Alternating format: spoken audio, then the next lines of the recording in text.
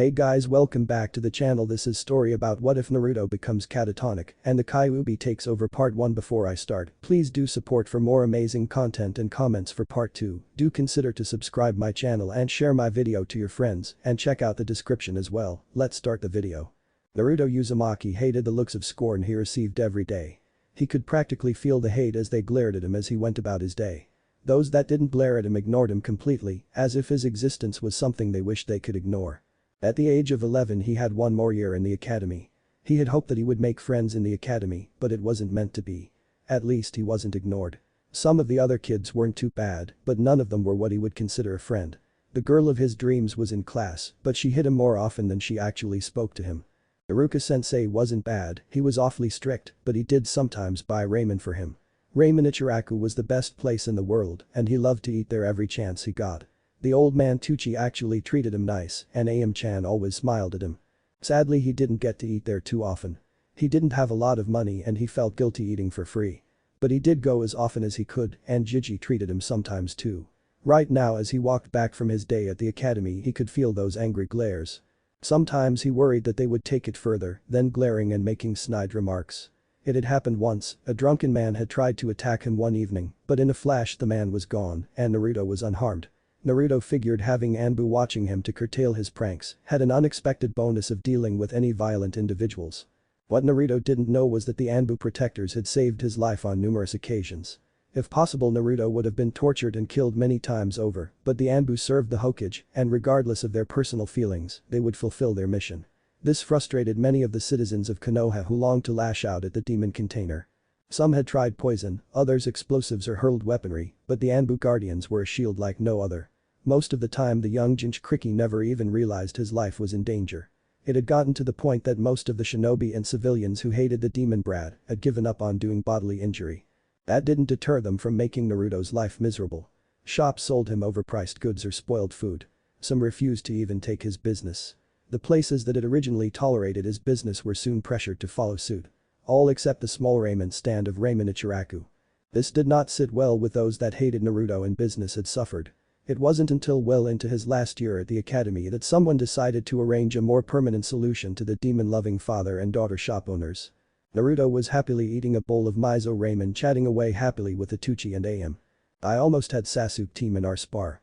Well, maybe not almost, but next time I'm going to get him, believe it. Am laughed. Why do you dislike him so much? He's a bastard. All the girls are like Sasuke-kun this and Sasuke-kun that. I don't see what's so special about him anyway. Gucci served another fresh bowl of ramen for Naruto.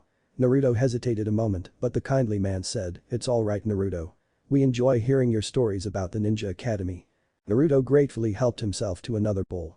He hadn't had breakfast or lunch since his pantry was empty. Naruto continued to chatter on until another man entered the ramen stand. The man wore a Chunin vest and had a burn scar across the lower part of his face. He glared at Naruto who ignored him and continued eating the food of the gods. Gucci frowned. "What can I get you, Shinobi-san? Why do you let this wretch eat here?" Gucci narrowed his eyes. "Naruto is welcome anytime. If you don't like it you can leave." Naruto felt a warm glow radiate from his gut that had nothing to do with the food he was consuming. "You're a disgrace to Konoha. How can you serve this demon spawn? If you keep doing this you'll go out of business or worse." Gucci was angry now. The poor boy did nothing wrong. He hadn't asked to be given this curse and it was cruel how the village treated him. "Get out now. You aren't welcome in my shop ever again." The Chunin smirked. "You're making a mistake Tucci. A big mistake. I'll be seeing you." The man left the ramen stand. Naruto was nervous. "Hey old man, he isn't going to make trouble for you, is he?" Gucci shook his head. "No Naruto, some people just like to act big. There isn't anything to worry about, just eat your supper." Naruto did just that and soon he was lost in the comfort of a full belly, surrounded by the few people he cared about. The young Uzumaki had never known what it was like to have a family, but he figured this is how it would have felt like. 3 days later Tucci and Am were closing shop. They made their way home without incident, but as soon as they stepped foot inside they were assaulted. There were 3 assailants, and they struck with brutal efficiency for they were shinobi. After they tied and gagged them, the scarred Chunin from the other day smiled wickedly at the pair. "I told you old man. You had plenty of warnings." Gucci yelled in his gag. The Chunin took out a blade and pressed it against Am's throat. "So was it worth it, Ramen man? Was it worth feeding the demon?" Gucci was terrified. He loved his daughter more than anything. He vainly struggled in his bonds, desperation giving him strength, however it was futile. Their captor pushed the blade down slightly, drawing blood. AM had tears in her eyes. She had never been so frightened in her life. One of the other captors said, "It sure would be a waste to just off her now. Can't we have some fun with her first?" The Chknin shrugged, "Fine, but I'm not touching the demon-loving whore. She might be infected with the fox's taint." The lecherous grin on his companion made it clear he had no concerns. Tucci screamed himself hoarse and struggled like a madman trying to free himself. The Chknin laughed at kick the helpless Raymond chef. The Chknin's kicks were designed to be painful, but not outright kill the man. Soon he was a crippled and broken man, forced to watch his only daughter be raped. When they were done, the Chknin said, "All right, let's kill them, get out of here." They simply slit their captives' throats and watched as they died. At that point in time, both AM and Tucci welcomed death in order to escape the depravity of their captors. Saratobi Hiruzen was furious. Word had reached him about Tucci and his daughter. That they were targeted by those who hated Naruto was obvious. The killing intent from the Hokage Tower reminded the village that he more than earned the title Shinobi no Kami. "I want them found and made an example of." They tortured and murdered 2 innocent citizens of the Leaf. The Sandaime barked out orders and a full investigation was launched. Hiruzen vowed that he would have every single shinobi interrogated under Inoichi's supervision until he found the culprit. "Oh Naruto, how can I explain what has happened?" His orders given, Hiruzen sat at his desk, his head was bowed under the weight of responsibility. How could it have come to this? The Yondaime had wished for Naruto to be viewed as a hero, and now the village had gone so far in the opposite direction that they had murdered a family just for associating with him. An Anbu entered into the office. "Hokage-sama, Naruto has been taken to the hospital." Fear clutched the old Hokage's chest. What happened? Naruto saw the ramen shop had been closed down. He asked a villager what happened and they told him. Saratobi sighed, "What is his condition?" "Catatonic. He is completely unresponsive. The poor boy must be in shock. He needs to be around people he knows. Tell Iruka to cancel class today and go to the hospital. I will go there now." "Hi Hokage-sama." Naruto had learned of Tucci and AM's fate. He had learned that it was because of him that they had died a horrible death. He had withdrawn into himself completely. He refused to face a world that could do this. Inside Naruto's mindscape, the Kyuubi sensed something was different.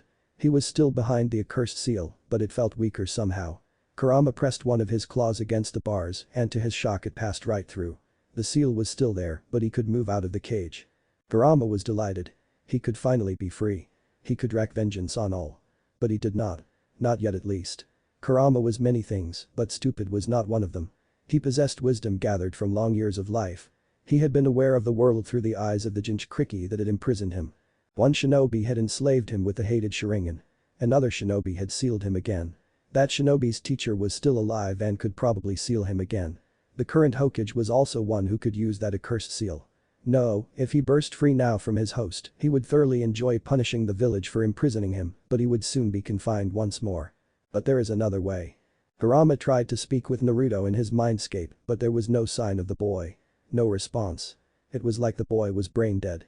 With no one to interfere within the body of Naruto, he took over. He looked out into the world with Naruto's eyes. He took control of Naruto's body and raised his hand. "I can't use any of my own chakra or they'll suspect something. For the time being, I'll have to learn how to use Naruto's chakra." The nurse said something and he listened. "The patient has regained consciousness, bring the doctor in." The doctor came in and asked some questions. Kurama knew he had to pretend to be Naruto, but he refused to be the ball of sunshine that Naruto showed the world. The death of 2 of his precious people would be the perfect cover to become more serious and less idiotic. His response to the doctor's questions was minimal and listless. After a few minutes, the Hokage came in. Kurama had to force a vicious smirk from manifesting on his features. How he enjoyed the pained expression on the old man's face. "Naruto, I'm glad to see you awake." "Gigi, is it true? Did they hurt them because of me?" Kurama was careful to use Naruto's speech mannerisms.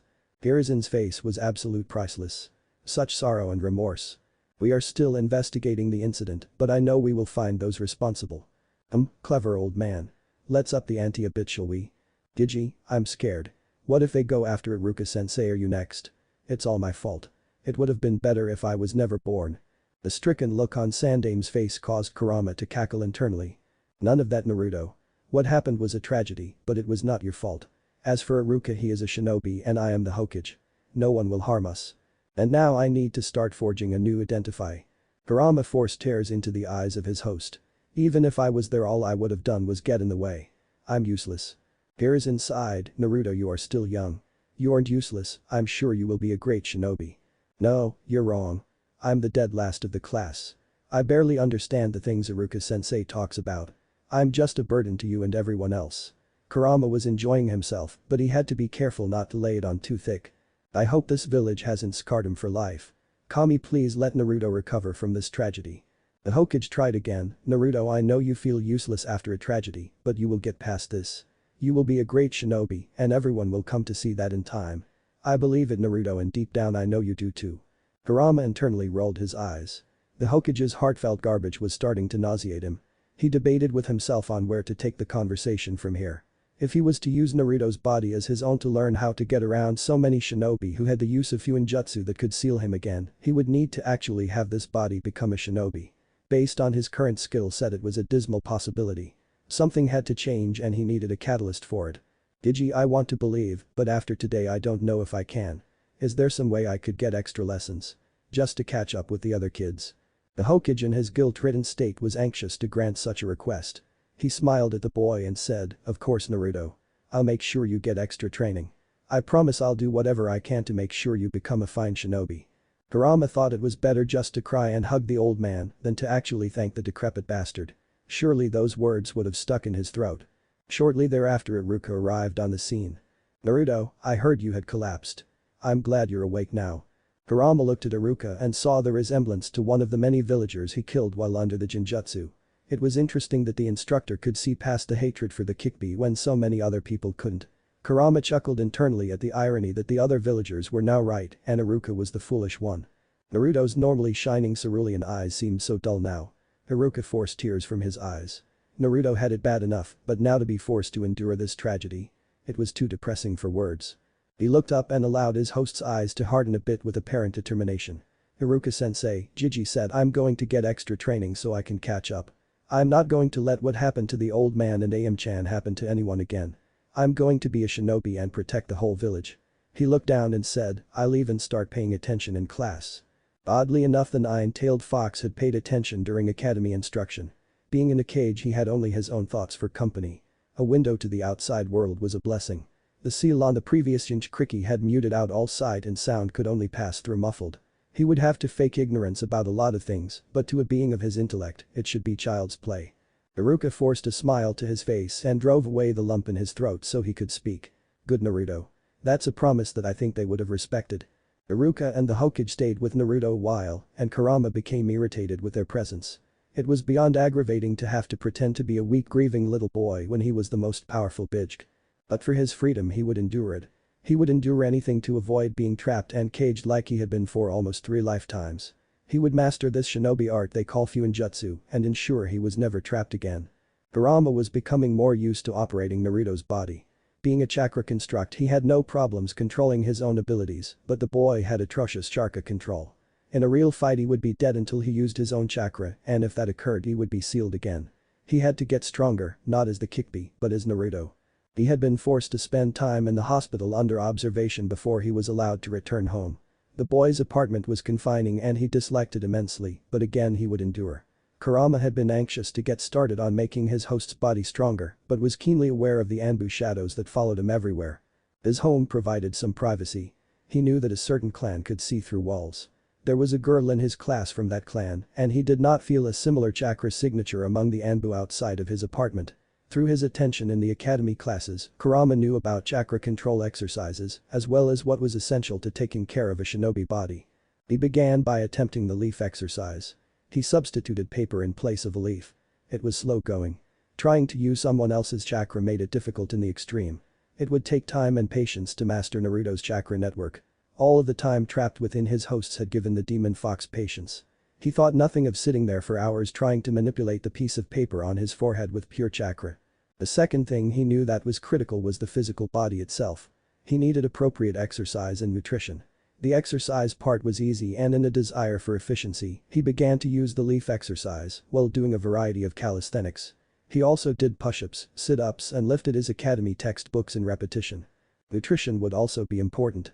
All of his hosts had been blessed with rapid healing due to his unjust confinement within them. Naruto would not die without proper food, but his growth would be stunted and his body would be slower and weaker than it otherwise should have been.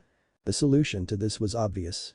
Simply tell the Hokage that he didn't have food and that the store owners wouldn't let him purchase their food. and Kurama did just that. He walked to the Hokage tower and waited until he could see his Jiji and told him how hungry he was. He tearfully told the Hokage that it was only because of the ramen stand that he got regular meals and that he was terribly hungry. Kurama couldn't help but laugh every time the Hokage had another look of utter sorrow plastered on his face. This is never going to get old. Naturally Hiruzen, who was still filled with guilt, acted immediately. He took Naruto personally to get groceries and scared the owners out of their wits with a blast of killing intent, promising retribution if he ever heard that they were overcharging or selling bad food to Naruto again. Kurama had to suppress laughter when he sniffed out the scent of urine. The terrified shop owner had wet himself under the Sandame's wrath. Kurama was careful to avoid acting out of character. Naruto didn't eat much beside ramen and cereal. He made certain to avoid picking any vegetables or fruit which made the Hokage comment on it. "I never eat that stuff. It's gross." And thus another lecture about how if he wanted to be a shinobi, he would need to fuel his body with appropriate foods. Kurama played the old man like a fiddle and solemnly agreed to do better and to eat well-balanced meals in the memory of poor Tucci and Ayam. After their shopping trip, the Hokage announced he would be back in the academy the next day and his tutor would be waiting for him immediately after. When they parted company, Kurama kept Naruto's expression locked. The Anbu were always watching and he refused to give them any reason to be suspicious. It was a good start. His diet had been improved, he had begun chakra control exercise, and he was working on molding his host's body to that of a real shinobi. The only real problem he could foresee was that keeping his mask up while dealing with pre-teens would tax even his patience. Hopefully the little brats won't be too irritating. Having my plans ruined because I ripped the arrogant Uchiha brat's face off would be pathetic. Kurama arrived at the academy on time. He decided to stay quiet and withdrawn. If he was questioned about it by Iruka or the Hokage, he would respond that he preferred not to have friends until he was powerful enough to protect them. Naturally Naruto didn't have any friends anyway, but he couldn't see a possible conversation where they would bring up that point to him. He chose a seat in the back of the class and waited for it to begin. The boisterous youth all around him set his teeth on edge, but he allowed none of his inner frustration to show on his host's physiology.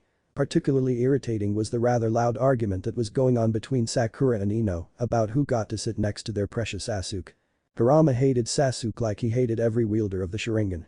Madara Uchiha had robbed him of free will and turned him into a slave to be used in battle. To this day it remained the worst of the injustices, the greatest of the Bijk felt that he had suffered. Even the years of imprisonment were better than having his intellect and will stripped from him. The class began and Iruka lectured on the nature of chakra. Kurama was only half paying attention as the discussion was designed for children. As Iruka continued to lecture, Kurama enjoyed a nice daydream of ripping the raven-haired Uchiha's head off. When Iruka called on him, it was a surprise. Kurama replied back what had just been said and answered the question accurately but not fully. "Yes, that's correct, Naruto. Can you tell me why that matters?" "Because it's going to be on a stupid test." It would be something Naruto would have said. It was important to not make too many deviations from the personality those around Naruto were familiar with. The deaths of the few positive acquaintances that he had could be milked for a bit, but a too sudden change without any of Naruto's personality shining through could rouse suspicion. The class laughed as Iruka scowled and explained the full incorrect answer. Kurama inwardly snorted. The sensei would normally have yelled at Naruto, but apparently he didn't want to upset the traumatized boy. The Bijk idly wondered if he should needle him until he did lecture Naruto, only for Kurama to go into a near Kashonic state in response. It would be amusing to see guilt mar Iruka's scarred face. While amusing, it could complicate training. The rest of the lesson was completed and it was time for physical training outside. Being children, they were mostly excited about this, few liked sitting all day in a classroom. Outside they were made to do simple exercises and then it was time to practice kunai throwing. The Shinobi Academy marked every student's scores at practice. It would surprise many children to know the volumes of data the academy instructors had on them. Already they were considering where to best place students and on what teams. Kurama wasn't aware of the extent of the data collection, but he knew Iruka was recording results.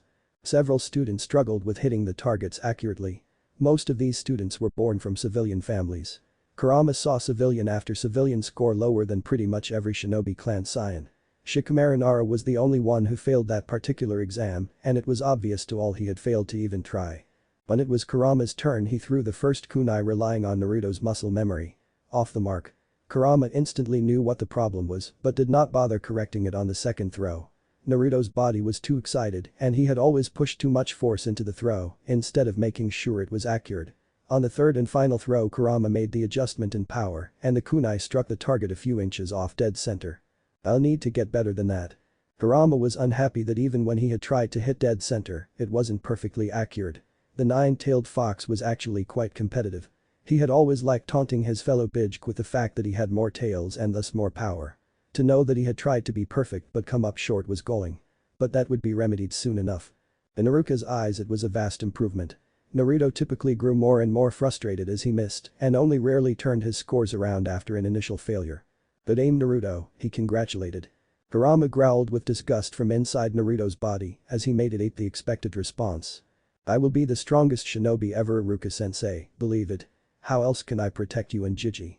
The Uchiha was up next and proceeded to hit the bullseye 3 times in rapid succession.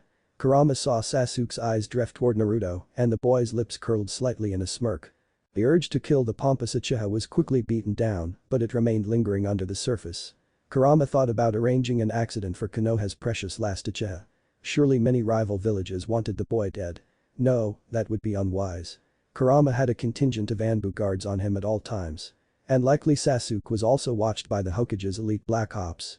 But one day I will rid the world of that foul bloodline. I will not be chained again. His Haikyuu classmate was playing with her fingers when Kurama walked past her toward the next station. She squeaked out a "good throw, Naruto." Her voice was barely audible. He suspected that if it wasn't for the extra human senses that being a Jinchuriki had graced his host's body, he would not have heard the remark. Kurama chose to ignore the comment. He thought about the shy Haikyuu girl. She was a clan heir that had some strange desire for Naruto. Looking back at his memories, at one point Naruto had helped her against some child bullies. A fragile connection, but one that seemed to have made an impact on her. If Kurama desired to, he could probably have Hinata do almost anything for him. Pity that she is so sickeningly weak. The academy students were then put through an academy-based kata that they had previously memorized. Kurama knew that Naruto had memorized it wrong and had not been corrected by Iruka's assistant instructor Mizuki.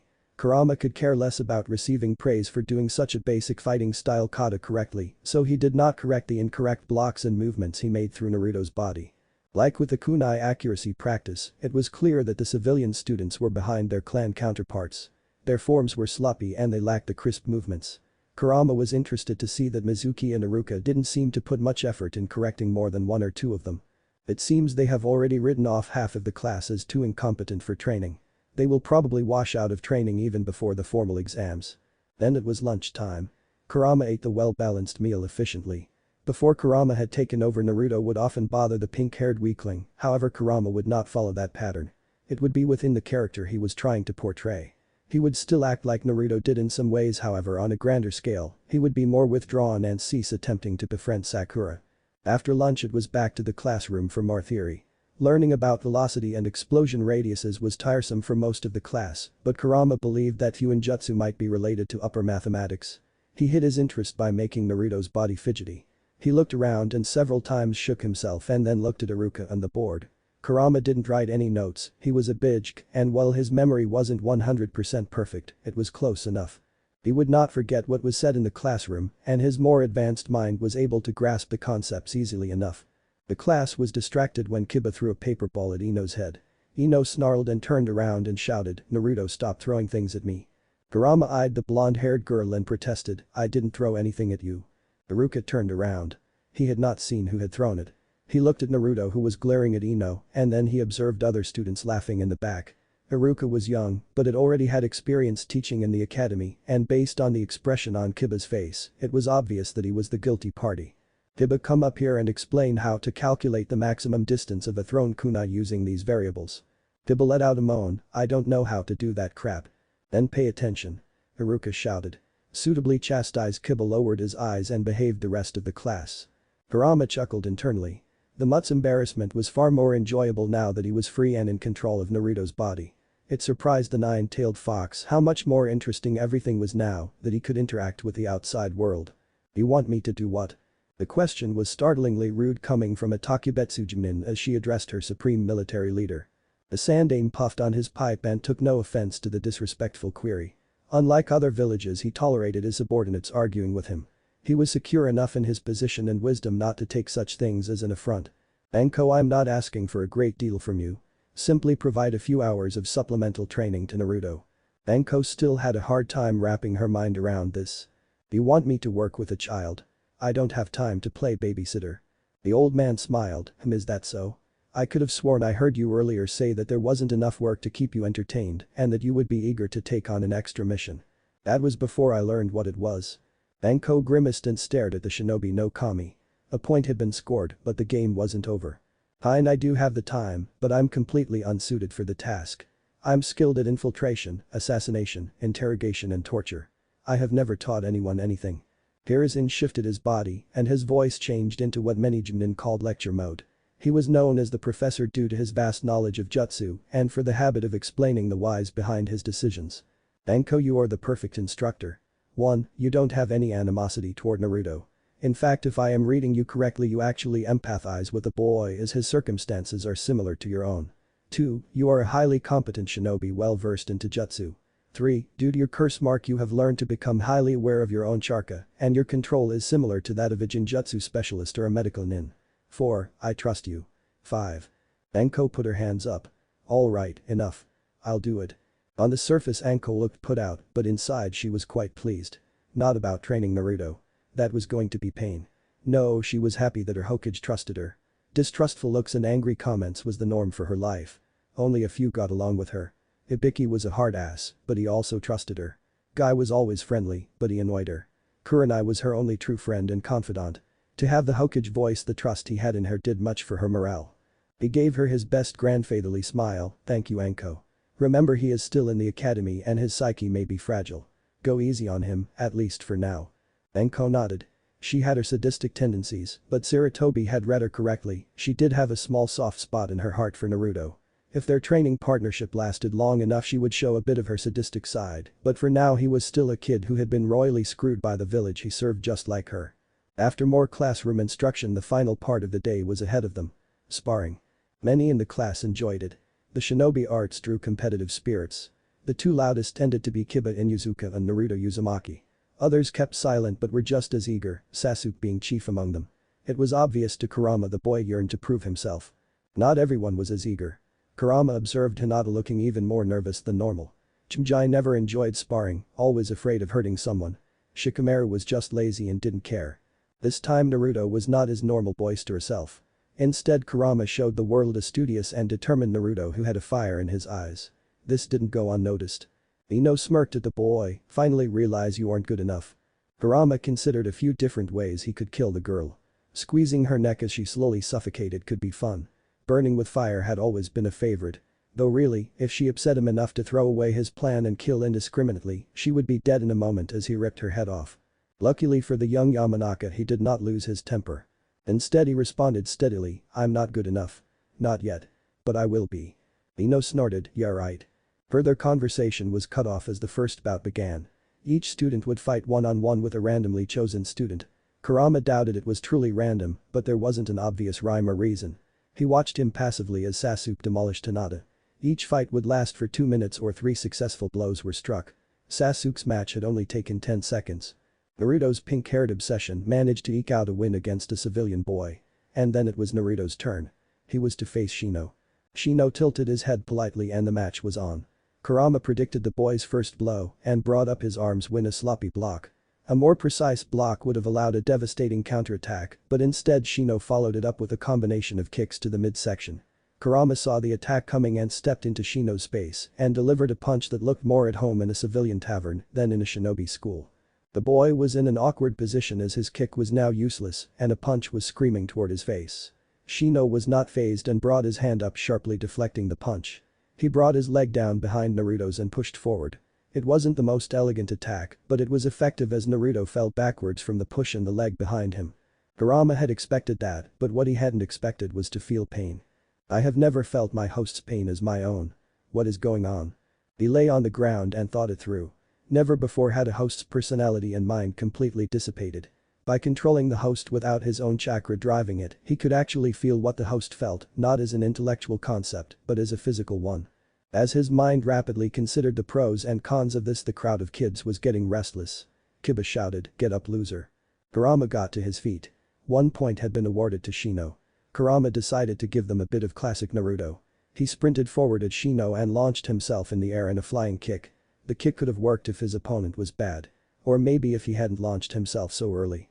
As it was, Shino had no difficulties in sidestepping the attack and punching Naruto solidly in the ribs as he flew past. Kurama managed a graceful enough landing, but another point had been scored. Kurama continued the act. He pointed at Shino and said, "I'm going to win, believe it." Kurama couldn't wait to end the little charade, but for now a few words and a few idiotic gestures would prevent suspicion. Shino remained stoic and kept his guard up. Kurama glided forward and used a basic set of academy kicks that were near enough on point that they prevented Shino from ending it immediately. Shino's blocks were textbook and provided no openings. Kurama attempted a leg sweep that Shino narrowly avoided. As Shino was on his back foot from the dodge, Kurama decided to see if he could actually score a point. The body was Naruto's. The recent change in diet and exercise wasn't going to make much of a difference yet.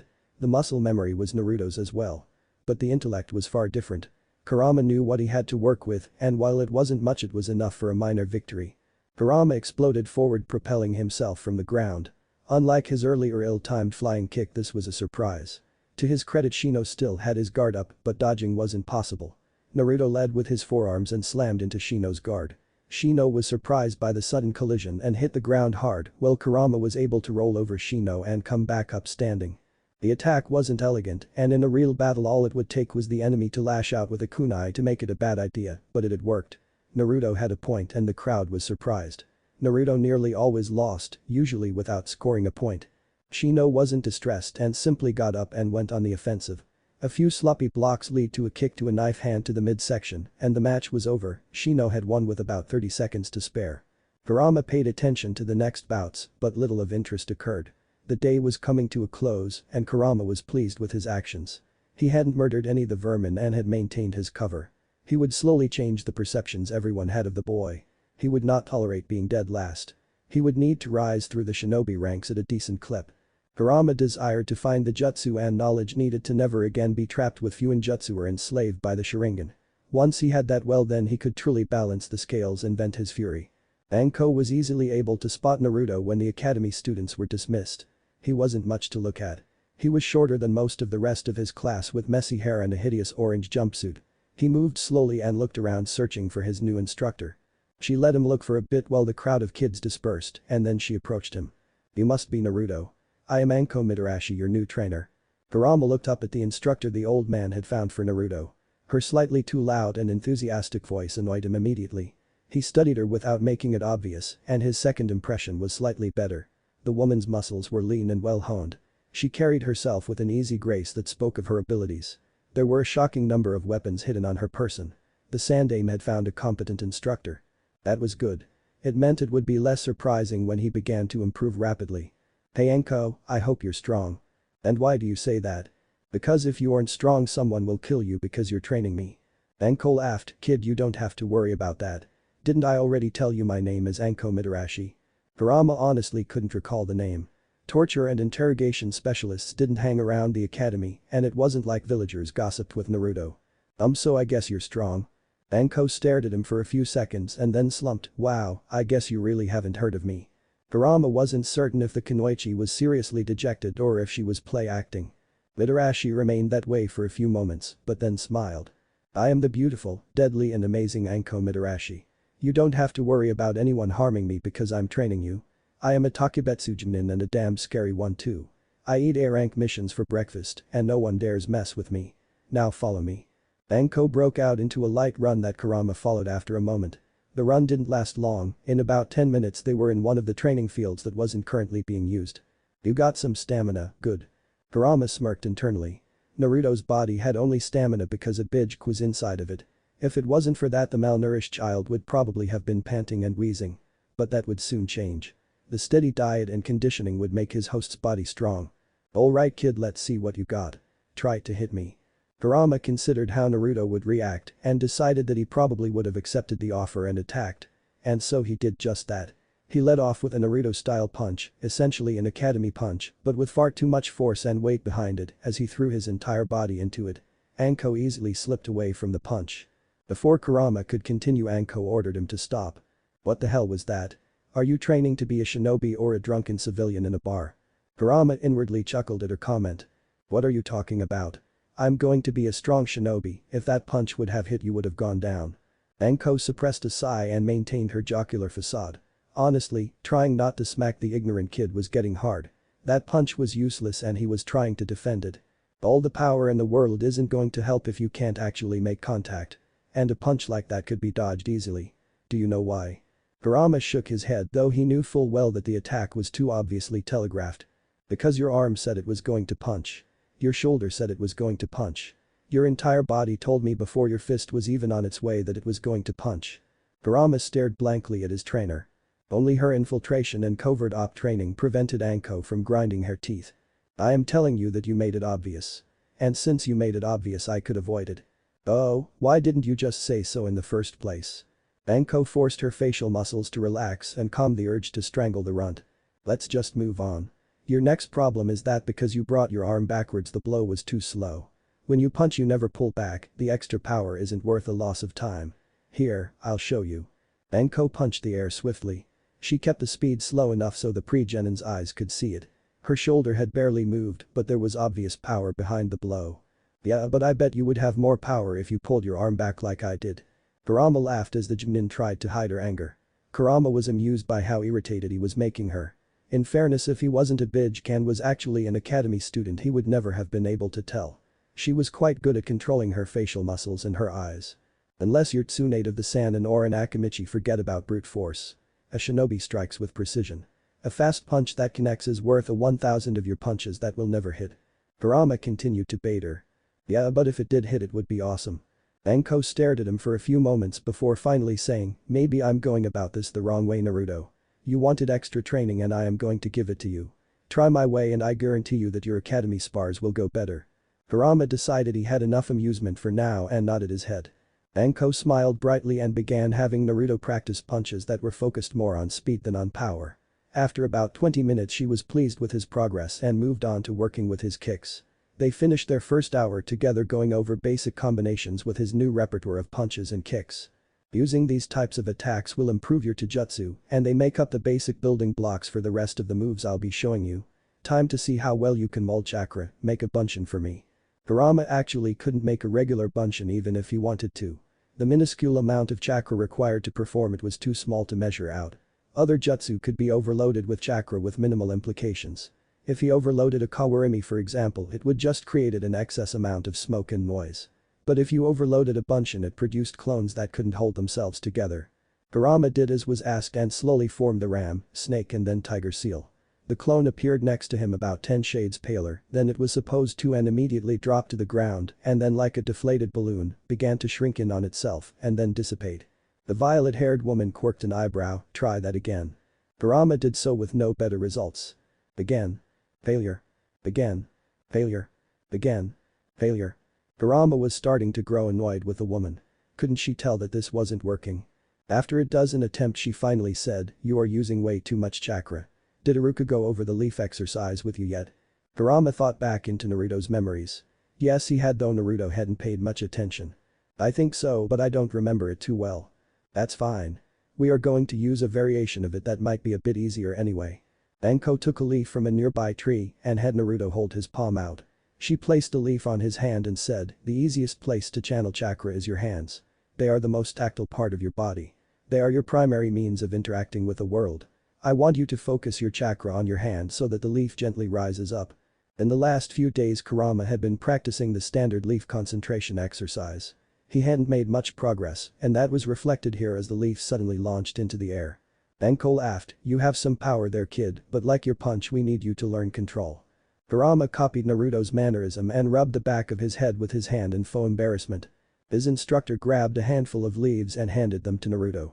Practice with these at least an hour a day. Once you've mastered that we'll move on to channeling chakra into other parts of your body like your forehead and eventually your feet. Okay I can do that. We'll meet tomorrow after your classes. See you then kid. Anko disappeared in a whirl of leaves leaving Kurama alone. Well not exactly. Kurama knew that 4 Anbu still trailed him everywhere he went. Since the murders of the raiment stand owners more skilled Anbu stalked him. He knew there were 4 but one of them would sometimes be completely gone from his enhanced senses. And so Kurama dutifully practiced for about 30 minutes and then stopped working on his chakra control and began working on his punches and kicks. Naruto grew bored easily and this was perfectly in character in Kurama's mind. Once he returned to the dingy apartment he would make up for lost time with chakra control. Anko stormed into the torture and interrogation compound. Her colleague saw that she was in one of her moods and wisely kept their distance. Ibiki, tell me we have someone to torture today. Ibiki Marino, the head of Konoha Intelligence Division, was the only one in the building not intimidated. "Yeah, we have a couple of small fries that need to be roughed up a bit. Not important though, they'll crack in a few days anyway. Do you need them alive afterwards?" Ibiki shook his head. Spies, even incompetent and relatively harmless ones, were rarely allowed to live. "Good, I'll be out in a few hours." Ibiki nodded. He didn't take pleasure in his work like Anko did. Some would find her joy in the breaking of another person as disturbing, but he knew individuals performed better when they did something they loved. She took the key to the cell and glanced at the file. Ibiki allowed her to do what she wanted as long as she got results. She would need to be sure to get the information while she had her fun. Anko opened the door of the cell revealing a petite female. The girl was relatively attractive though she didn't have many curves. She had been sleeping with a Chiknin and trying to ferret out information. When her questions started to rouse suspicion, the Chiknin informed the T&I division and they came and picked her up. The initial questioning revealed little, except that the little mole was a bad liar. She entered the cell that held the girl who went by the name Margie. The girl wasn't a shinobi, so her hands had not even been restrained. Anko wasted little time and grabbed a terrified girl by the hair. She shoved her face first into the wall. She hissed in her ear, "Tell me who sent you." The panicked woman lied, "And no one. I am moved here and wanted to find a good shinobi who could provide for me. My family is poor and..." Anko took out a kunai and placed it against her captive's cheek. She let it bite into her skin. The girl tried to jerk away, but Anko's grip was firm. The cut wasn't terribly deep, but it hurt, and it would hurt worse as Anko put more force behind it, pushing the kunai up hard against the cheekbone. The girl sobbed in terror and Anko licked her lips. It wouldn't take much more to break her. Too easy. "Tell me who sent you." "Okami, I swear no one did. I just moved here to find a good shinobi who could provide." The kunai ripped down her face a couple of inches, scarring the once pretty girl. She shrieked with pain and her legs tried to collapse, but the torture specialist easily held her up by her hair. "Tell me who sent you." "Stop. I'll tell you, please just stop." Anko grinned. "What a weakling." "Talk," she snarled. Margie informed her that she had been approached by a man with money. She knew he was from another village but didn't wear a forehead protector. He wanted to know information about the village. Margie told Anko that the man specifically wanted to know about any missions that involved shinobi going to Kei's no Kuni, Land of Wind. The man had given her a cover story, that of a woman looking to settle down with a shinobi. After she got as much information as she could in 3 months, she would be contacted and could leave with enough money to avoid working or be dependent on anyone. Once Anko had gotten all of the information that she needed, she hoisted the girl back up by the hair. "I told you everything, no more, please." Anko smirked. "I believe you." Screams echoed through the cell and down the hallway for the next 30 minutes. "I suppose I better go make the report." Anko left the girl sobbing. It was always amusing causing pain after her victims had confessed all they knew. Occasionally she liked to pretend that she didn't believe them. The frantic pleadings were so fervent because they still had hope she would stop if only they could get her to believe. But most of the time she just enjoyed seeing the horrified realization that had been etched onto Margie's face. The hopelessness of knowing that there was nothing in the world that could make the pain stop delighted her to no end. After she left the cell she reported into Ibiki. "We have a description of the person who sent her, but it was likely a shinobi under a henge." The little shit didn't know anything else, including why they were interested in learning about missions to Suna territory. Ibiki knew that the Wind Daimyo had sent business to Konoha that normally would have gone Sunagaker. Agents from Suna could be doing anything from trying to understand the scope of the missions they were losing to actively trying to ambush Konoha shinobi undertaking those missions. Hell, it could even be a false flag operation by one of Suna's enemies. They just didn't have enough information to work on. Good to know. What's with your mood today? Anko sighed, babysitting duty on orders from the Hokage. I have to train the Kyuubi container. I feel for the little guy, but his mouth makes me want to knock his teeth out. Ibiki chuckled, I see, so you decided to come in even though you weren't on shift to relieve some stress. Anko winked, got it in one, boss man. It's almost as if you're good at reading people or something. Ibiki waved off her playful banter. Alright, I'll have the prisoner executed. Why don't you go blow off steam doing something normal? She shook her head, not my style. I'll go back and finish the prisoner. I'll deliver her body in about 5 or 6 hours. Ibiki simply nodded, but Shinobu Mibu stood up. What is wrong with you? You have all of the information you need, give her a clean death. Shinobu was a Chunin who had recently joined the intelligence division. He was brave and still slightly naive, despite having been in the shinobi world for a few years doing missions. He still thought that Konoha was as pure and decent as their propaganda claimed. Anko looked at him incredulously, Ibiki, are you seeing what I'm seeing? Did this little Chunin just try to defend a known spy? Do you think he might be in cahoots? Shinobu took a heavy swallow, that's insane. I've severed Konoha for years, I would never betray the will of fire. Anko sashayed towards him, and Shinobu flinched slightly as her hand touched his face. Did she seduce you too? Are you weak to that form of persuasion? Should I interrogate you next? Ichnin was growing more and more alarmed. He kept sending nervous glances at Ibiki's impassive face. Ibiki finally interrupted saying, enough Anko. Stick to terrorizing our actual enemies. No fun at all Ibiki, I wasn't going to hurt him much. Shinobu sat back down and didn't say another word as Anko merrily whistled down the hall to Margie's cell. Margie looked up and saw her tormentor. I don't know anything more. I swear. I swear. Please just let me go. She laughed at her prisoner, how stupid are you? You attempted to spy on our village, your sentence is death. Margie collapsed into sobs. Anko simply watched her. After a few minutes the girl finally stopped crying and she looked up. Okay, do it. I won't fight, just please make it quick. Anko struggled to keep a straight face. Make it quick. Oh you stupid little girl. I don't plan on leaving the cell for a long time. Margie's eyes widened and Anko could see the whites clearly. She stumbled away from Anko, utter terror in her eyes. Anko drank it in and Margie saw the shimmers of insanity in Anko's brown eyes. Margie began to scream as Anko approached. When Anko began the screams grew shriller and echoed the halls and into Shinobu's ears. But that wasn't what disturbed him most. What scared the Chiknin was Anko's laughter. Kurama practiced his chakra control while he thought about the day. He had felt pain. His host's pain, not his own. He was no stranger to pain. The previous binding while within Kushina had been hellish. But he had never felt his host's pain before, why would he feel it now? After more thought Kurama eventually decided that it was a symptom of his unique situation. He had never actually lived as a Jinchuriki before. While he was a passive observer he felt none of Naruto's pain or pleasure. While he was in control Naruto's senses now became his senses. He could feel pain as well as comfort. It was unsettling but interesting. It was unique and with as long as Kurama had been alive, he found that unique experiences were appealing.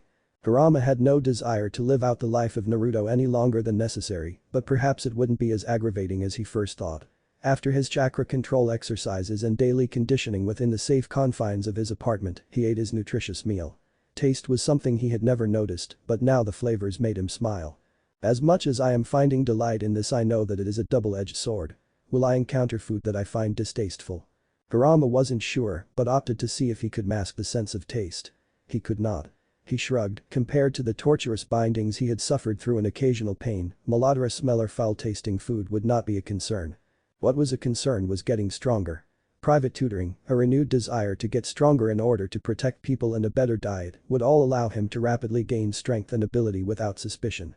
Kurama smiled as he practiced the kicks and punches Anko had shown him. Everything was going according to plan. The next day at the academy was much the same as the previous one. Kurama play acting Naruto attempting to pay attention. He ignored most of the other children's barbs and fondly thought of ripping them to pieces. He fondly fantasized about murdering them in ever-increasingly painful ways. It wasn't just the ones that taunted him that aggravated the Bijk. Chimjai's chip-eating was incessant and drove him to distraction. But beyond the petty annoyances and barbs the one person the nine-tailed fox wanted to kill was the Uchiha. Oh, the arrogance and smug confidence was irritating, but that didn't truly gall Kurama. No, what galled him were those eyes that held the potential to enslave him. He, the greatest of all the Bijk, could have his mind subjected to a mortal's whim. As his fury grew so did his resolve not to break cover. He would keep up the charade. After class his personal tutor met him for practice. Alright Gaki, did you work on your chakra exercises? Kurama nodded and said, I did. Can I learn some really strong jutsu now? Naruto had paid little attention in class until it came time to discuss jutsu. Naruto had always been disappointed by the type of jutsu he was taught in the academy. He wanted flashy powerful jutsu. Kurama would keep up the act. Anko rolled her eyes, you kids think a powerful jutsu is all you need to be a shinobi. Well yeah. Kurama could tell his Naruto acting was annoying Mitarashi despite how effectively she was hiding it. It was fast becoming his favorite game. Could he get his tutor riled up enough to lose it? The young torture specialist was getting annoyed but would have been shocked to learn that anyone could have sensed it. Anko's hand moved in a blur and a senbon flew straight into Naruto's shoulder. Kurama had seen the attack coming but could have done little to stop it without pulling on his own chakra. The separation in speed and power between an academy student and an experienced shinobi was vast. Ow, that hurt. She smiled at him, don't be a baby, it's not any worse than a needle. When the brat slumps down unconscious I'll give him the antidote and he'll see just how deadly a simple needle can be. Stupid brat carrying on about jutsu when he would be dead in a second against a real shinobi. It was a lesson she had planned ahead of time, though it had come up sooner than she had expected. It might shake the boy up a bit, but the Sandaime wouldn't be too annoyed. After all, it wasn't like she was using an actual lethal poison. The problem was that Naruto wasn't falling down. Kurama chuckled inside as he felt the knockout drug attempt to work. Not even the real Naruto would have fallen down from it, the chakra flowing through his body was powerful enough to prevent the venom from working. He wasn't immune to all poison, but it would take more than that to lay him low. So are we going to train or what? Anko blinked and mumbled something under her breath that made the fox demon snicker from inside his host. The Kunoichi knew that Jinchuriki had superior vitality, but didn't think it would negate the knockout drug. Her plan foiled, she decided it was time for petty revenge. Alright you stupid brat, this will show you. I think it's time I tested the knowledge you gained in the academy. Kurama couldn't help but be amused at Anko's reaction. He was fairly certain that she hadn't planned on lecturing Naruto for the next couple of hours. But since she had been thwarted earlier, she was now attempting to irritate and torment Naruto with even more boring training. His esteem of her actually went up, she was quite amusing really. What? You're supposed to train me and make me strong. Don't turn into Iruka-sensei Nuo. She laughed at the boy's tantrum. Knowledge is the root of all power, so I'm going to make sure you have all the knowledge you need. And so 2 hours passed with Anko picking the most boring subjects to review. How was chakra paper made? Well, it was made by special trees that had to be carefully cultivated. There were 2 camps on the best way to care for those trees. One school of thought said that the trees should be pruned regularly to better conserve the chakra at the core, and they were opposed by traditionalists who believed it should grow as naturally as possible. Anko discussed the pros and cons of each method, and on she droned. Kurama couldn't help but be impressed. You really had to work to be that boring, and somehow she was content in boring herself just to watch the frustration Kurama allowed to appear on Naruto's face. Of all the pathetic villagers here, I think I hate her the least. The next day brought with it another painful day at the academy. The classroom was full of little annoyances. The clan children each had some characteristic that aggravated him. But it wasn't they alone who were the issue. In fact, in some ways the civilians were a good deal more annoying. One civilian boy was the Uchiha Wannabe. The waste of space styled his hair like Sasuke, he watched Sasuke and mimicked his taijutsu, and even tried to throw shuriken and kunai like Sasuke. It was well and truly pathetic. The boy's name was Naburu, and Kurama decided that he would consider him an honorary Uchiha when he eventually exterminated the filthy bloodline. If he wanted to act like an Uchiha, he could die like one. Even though it had only been a couple of days, his sparring match against the Uchiha Wannabe went fairly well. Kurama held back in the fight. While his strength and speed were inferior, his superior senses could compensate for that. His fighting stances and forms were deliberately sloppy compared to the absolute precision that his superior mind would have let him perform at. Instead, he got in a solid kick to the boy's ribs and a punch to the shoulder before getting hit by the boy for the 3rd time. He lost but knew he could have won. The Buru took his win silently, just like Sasuke typically did. He even walked away in the same arrogant fashion. Kurama vowed that next time he would beat the little shit bloody. As the pretend Naruto took his place with the other kids, the Haiku girl fumbled with her hands and finally shyly looked at him. "Why, you did a good job, Naruto." Kurama looked at the weak girl and wondered what Naruto would have said. It was quite rare for him to be complimented by his peers. No, not just rare, it never happened. He decided to go with sullen but determined. "No, I didn't, I lost." The young heiress looked taken aback until Naruto continued. "But I will win eventually. I'm going to get stronger, and then I'll make sure no one will be able to harm my friends again." Kurama rolled his eyes internally. Naruto didn't have any friends. But it sounded good and fit with the overarching view he wanted Konoha to have of Uzumaki. Finally, the academy day was over, and it was time for Kurama to have his daily training with his tutor. Anko was munching on some dango when Kurama made it to the training ground. "Alright shrimp, now that I filled your head with knowledge, let's do some more work on your fighting stance." Kurama did as instructed, and the session was productive. While Kurama could learn on his own perfectly fine, it was helpful to have a second set of eyes. Anko knew her business, and the attacks she was showing Naruto were not from the academy style. They were focused more on striking fast and at vital points or nerve clusters. These attacks are all weird like. None of the academy sensei does it like this. And the day had started so nice, Anko thought. The little brat was actually being cooperative, and then he had to open his big mouth. "Well Gaki, the attacks are different because I'm teaching you a different fighting style. You remember what the academy taught you about different fighting styles?" Kurama did recall some talk about it. The academy taught the academy fighting style, which was primarily basics that were aimed at incapacitation instead of killing. There were other styles Iruka had mentioned. The Jiken, gentle fist, was what the Haiku clan used. The Goken, strong fist, was another fighting style, and the other fighting style he could recall learning about was the Seru no Ken, monkey's fist, that the Hokage specialized in. The gentle fist style was graceful and focused on using chakra to disrupt an opponent's chakra network, as well as cause internal damage. The strong fist style was about hard and fast attacks. It was primarily an offensive style that took advantage of speed and power to deliver devastating attacks that could break bones. The monkey's fist was focused on grappling attacks. Kurama knew all of this, but it wouldn't fit Naruto's profile to remember all of that. Yes. Some styles are about kicking and others are about punching. Enko struggled not to twitch. She kept a calm and peaceful facade that didn't fool Kurama for a moment. I guess I'll have to explain the major fighting styles to you. Enko basically said the same thing that Kurama had been thinking, except she also added in the style she used. I use the Hibi, snake, style. The focus of the style is to strike quickly and lethally. It is about precision rather than brute force. So it's like the Jiken, gentle fist, but without the cool chakra blocking thing. Enko shook her head. Not the same at all. The Hibi style is so much more. It is about blocking and attacking slightly slower than your precision attack. It is about using your eyes and body to send false signals to the enemy. It is about using your whole body and making it as limber as possible. We've barely scratched the surface, kid. Enko saw Naruto look doubtful. I think Goken might be better because it has the word strong in it. Must not kill my student. Must not kill my student. She forced a smile and replied, I don't teach that style, so you'll just have to take my training, and you can always change styles in the future.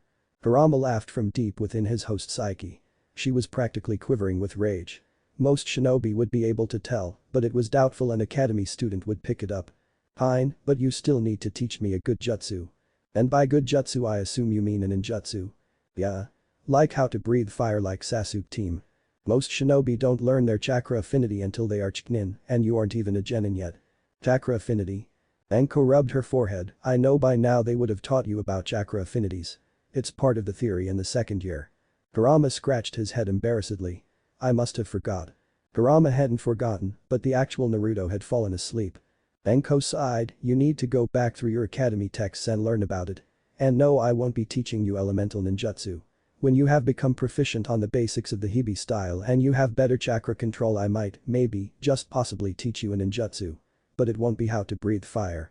Kurama kicked the ground dejectedly, pantomiming what the real Naruto would have done. Kurama was curious to see what Naruto's affinities would be. The Kaiten affinity was the most common in Hai no Kuni, Fire Country, but that didn't guarantee anything. With the amount of chakra in Naruto's body, ninjutsu would be a strong weapon. Many shinobi could only use a few ninjutsu before becoming exhausted. That would not be a problem for Kurama. For the rest of the day they worked on chakra control and then they went their separate ways. Kurama returned to the apartment and continued his conditioning and chakra control exercises.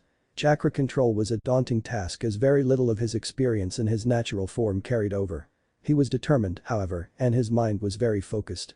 Progress was slow, but incrementally he was gaining greater control. For the rest of the week Enko continued to work on the basics of his taijutsu style. Kurama respected the fighting style and could see how it would flummox the other academy students easily enough. Chakra control continued damnably slow. Academy lessons were 6 days a week with 1 day off. That day Kurama had no lessons with Enko or in the academy. Instead there was a knock on the door. When Kurama opened it he saw the smiling face of the Sandaime Hokage. Gigi. Ah, Naruto-kun, how was your first week back at the academy? Kurama shrugged, it was alright. I learned a lot more with Enko though. Wonderful, I'm happy to hear that. Would you like to get something to eat? Kurama allowed a dark look to cross Naruto's visage that was followed with a short nod. Sure Gigi. Let me do this first though. Kurama carefully made the dog, boar and ram seals needed to use henge no jutsu. Naruto disappeared and in his place was a slightly taller boy with brownish hair and grey eyes. Hiruzen instantly knew why Naruto was doing this. Considering the amount of discrimination the boy faced, it was a logical move. It was a shinobi move. He just hated the fact that he felt it necessary. Kurama thoroughly enjoyed the sad look in the elderly man's eyes. Neither said anything for a few moments as they walked toward one of Konoha's restaurants. The Hokage decided to take him to a casual diner where ramen was only one of several options. He did not want to make Naruto think he was trying to find a replacement for ramen Ichiraku. He thought that it was a good idea when Naruto didn't order ramen. Instead he ordered sushi with a tray of greens. I'm glad to see you eating healthier, Naruto-kun. Kurama smiled weakly and twisted the knife. I need to be strong. I like having friends, but I won't allow myself to make any until I've gotten really strong. You said vegetables will make me strong so I eat them all the time. Hiruzen couldn't help but feel an ache of sadness every time he talked with Naruto. The deaths of Tucci and his daughter had obviously made their mark on the boy. The silver lining in the clouds was that he was taking his ninja training seriously now. It had been less than 2 weeks and already Naruto seemed to have a healthier glow about him. So what has Anko-san been teaching you? Kurama ate another big mouthful of fish and then replied, lots of stuff. She's teaching me to fight differently. I can tell my kicks and punches are getting faster. She also does boring stuff like Iruka-sensei. Tsurutobi chuckled. Naruto was still Naruto behind his serious shinobi training mask. Say Jiji, can you teach me a really cool ninjutsu? Anko says I'm not ready and I have to do a lot of stuff before she says she'll even think about it. The Hokage smiled patiently, Naruto, Anko is your part-time sensei now. If she thinks it best you wait then you should wait. Kurama sullenly nodded. He debated about starting to shed tears about how he really need a new jutsu to get stronger, but he felt it would be a bit over the top. Best not to pile it on too thick, even the senile old fool might catch on after a while. Jiji, that's not fair. I really want to learn how to breathe fire like Sasuke team. The two discussed it back and forth for a time and soon enough their meal was over and it was time for the Hokage to get back to work. Naruto, I want you to keep practicing with Anko-san. And keep eating your vegetables and paying attention in class. I know you will be a great shinobi. I believe in you. Kurama howled with laughter. Their Naruto was dead. It was only him, the nine-tailed fox. Hopefully the old man wouldn't croak before it was time to reveal to him that Naruto was long gone. That pleasant thought was with him all the way back to the apartment where he continued his training. Today we are going to learn about poison, Anko told her student. Another week of training had passed and Naruto continued to improve with his taijutsu. He had even beaten one of the civilian kids in the academy spars. She knew he had a long way to go, but his improvement had impressed her. Kurama wasn't incredibly curious about poison. While he roamed around as the Kyuubi he preferred direct confrontation. If you're strong you don't need to use poison. The torture expert wanted to take back all the nice things she had just thought about her student. Yes, the kid was starting to grasp the Hibi style, but he still had an obnoxious mouth on him. He said what popped into his head without any forethought. In a way Anko liked the kid's unpredictability, but part of being a shinobi was misdirection and she feared he would never learn it. Are you always going to be the strongest? I will be one day. Believe it. Anko tried a different tack. Are you the strongest now? Well, no. Will you be the strongest tomorrow? He shook his head. What about next week or next month? No, he kicked the ground. So until you are the strongest you will learn how to use poison. It can be an edge you need to win a fight against a stronger shinobi. Also sometimes your missions as a shinobi will call on you killing something without violence. Poison slipped into a rebellious noble that makes it look like he died of natural causes is far better than slitting his throat and making him a martyr. Kurama allowed Naruto's eyes to grow wide. Once more he was impressed by the kunoichi in front of him. She knew her craft and was an excellent sensei. That didn't mean he was going to stop needling her. Okay, I'll learn how to use poison. She went on to explain some of the milder toxins she would be working with him on. One general use poison is what we like to call the knockout drug. It's quite safe to use against almost all targets and it simply knocks them unconscious for a short period of time. So is it a poison or a drug? Anko shrugged, I'm not a medical nin, so I don't know the practical difference. Really if it does something to interfere with your enemy's body then I call it a poison. I use drug, poison and toxin interchangeably. They discussed the placement of the poison on various weapons. Putting it on a kunai wasn't ideal since a kunai could leave a large wound. Instead the ideal weapon was a senbon. Needles. Those seem like early weapons. Without thinking Anko backhanded Naruto hard. Kurama was in pain and tasted blood but internally was crowing at his victory. He had made her lose her temper, it was glorious. He caught a flash of panic on Anko's face before she carefully hid it and grinned down at the fallen academy student. What did I tell you about keeping your guard up? If I was an enemy in a henge you could be dead by now. Kurama chuckled internally at this. She was going to play it off like it was a training exercise instead of an angry attack at an insubordinate student. Fine with him, he didn't actually want to lose out on the training. It would allow him to become a better shinobi so in the field he would not have to reveal his identity by tapping into his own chakra. Kurama got to his feet and wiped the blood from Naruto's mouth and looked at his tutor. Anko moved on, have you ever used a senbon before? Kurama shook his head. They finished their training that day practicing with senbon and learning about various poisons and toxins that could be used. Anko was going to provide Naruto with several doses of the knockout drug as well as a mild poison that acted as a blood thinner that made wounds bleed more easily. Neither was dangerous if he used it on others. The knockout drug is a common tool, so many shinobi have learned to use chakra to neutralize it. It's almost mandatory training for Chunin and Konoha, but not all hidden villages are as familiar with it. The final thing Anko did was give him a botany book on various plants that could be harvested to create poisons. I hate reading. The urge to hit him came back, but this time she suppressed it. Finish it by the end of the week unless you want another lecture on where chakra paper comes from. Kurama grumbled and agreed to the task, and they parted ways. Secretly, and to his own surprise, Kurama actually found the use of poison fascinating. He devoured the book upon his return to the apartment. Simple plants could be harvested, and parts of them used to create substances that could easily kill any shinobi. Why didn't more shinobi use them? The sheer variety and lethality of poison made it almost impossible to have antidotes for all of them on hand. The next day at the academy, Kurama's ears were once again assaulted with a loud argument about who would get to sit next to Sasuke-kun. Ino and Sakura had this argument daily, and Kurama wondered if the arrogant bastard deliberately picked a seat at the end of a row just so that argument could take place. Kurama seriously considered going out and finding a belladonna root and cramming it into their loud mouths. Hardly subtle, but it would forever silence the banshees. Iruka entered the class and angrily told the two would-be kunoichi to sit in the back. Great, they are going to be next to me now. Kurama saw Noburu take the seat next to Sasuke. Sakura sat down and said, "Ugh, I have to sit next to Naruto baka." "I do too," billboard brow. "But it was your fault, Ino pig. I was the one who saw the seat first."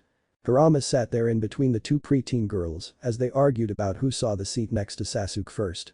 The seal that held me within Kushina was the worst torture I had ever experienced in my existence. Until now. Iruka saved him from his torment by yelling at the pair to be quiet. The class was now able to begin. The lesson today was about shinobi rank classification and bingo books. They weren't given bingo books themselves, but watched Iruka write things down on the board. There are 4 threat level classifications we give shinobi. Can anyone tell me what they are? Sakura raised her hand and promptly answered, the ranks are C, B, and S. Very good, now someone else explain why we don't have a D rank. Ino didn't want to be trumped by her rival, answered immediately, if someone is a D rank, then they aren't going to be part of a bingo book. Iruka nodded, exactly. Now remember, the rank in a bingo book doesn't mean someone is a genin or a chunin. Some shinobi may graduate from the academy already quite skilled but have not yet had time to take the chunin exams. In other cases, a very strong shinobi could have suffered an illness or injury that greatly reduced their ability to fight. They would keep their rank in their village, be it chunin or genin, but might get downgraded in the bingo books. Kurama found this discussion to be incredibly basic and unimportant. He could have gotten the same information with a few minutes of reading. Nonetheless, it did spark his curiosity. What was Anko ranked as? After the lecture part of the day was finished, it was time for more accuracy practice with kunai and shuriken. And then it was time for sparring. This time Naruto was up against Ino. I'll bruise her larynx, just for the peace and quiet. Kurama assumed the academy-style stance while Ino did likewise. The Hibi style didn't require a specific stance. The Yamanaka clan did not have their own personalized Taijutsu style, since their clan teachings were more mentally focused. Ino had beaten Naruto often in fights and was looking forward to doing it again. She was the top kunoichi in the class when it came to Taijutsu, and she could hold her own against most of the boys as well. Not her Sasuke-kun, of course, but no one could beat him. Ino confidently delivered a snap kick that missed Naruto by an inch as he slid to the side. Ino was surprised when Naruto delivered a sharp punch that she was only barely able to block. Naruto pushed in close and delivered an elbow to the head that forced Ino to back up or take a hard blow. Ino's footing was less sure and her ability to attack was lowered when she had to back up. Naruto crowded her and didn't allow her time to regain momentum. The punches came light and fast, zooming in at slightly different angles than she was used to. After 30 seconds she finally saw an opening and lashed out with her own attack. Kurama had anticipated the attack and was already moving perpendicular to the strike. For the first time in the match she performed a kick and it caught Ino in the throat. The blow brought her hands to her neck as she rubbed it. Iruka hastily ran over and checked to make sure there wasn't a serious injury. There was none, though she coughed a few times and it sounded painful. The crowd of students was surprised by Naruto's aggressiveness. Shikamaru narrowed his eyes. That wasn't the academy style at all. And based on what he had seen, the attack to her neck was deliberate. He found Ino troublesome, but their families were close. Kurama smirked at the idea of the blonde not being able to speak well for the next few days. The match continued and Ino had a determined look in her eyes. She sprang forward and started with some rapid-fire kicks. The nine-tailed fox backed away from the kicks, letting Ino tire herself out. A kick could have more power and range than a punch, but it was more exhausting. It also was difficult to follow up the attack unless your opponent stood and blocked it. As Ino grew frustrated she charged forward. The class saw Naruto back up a step and then thrust forward instantly with a sharp jab to Ino's midsection.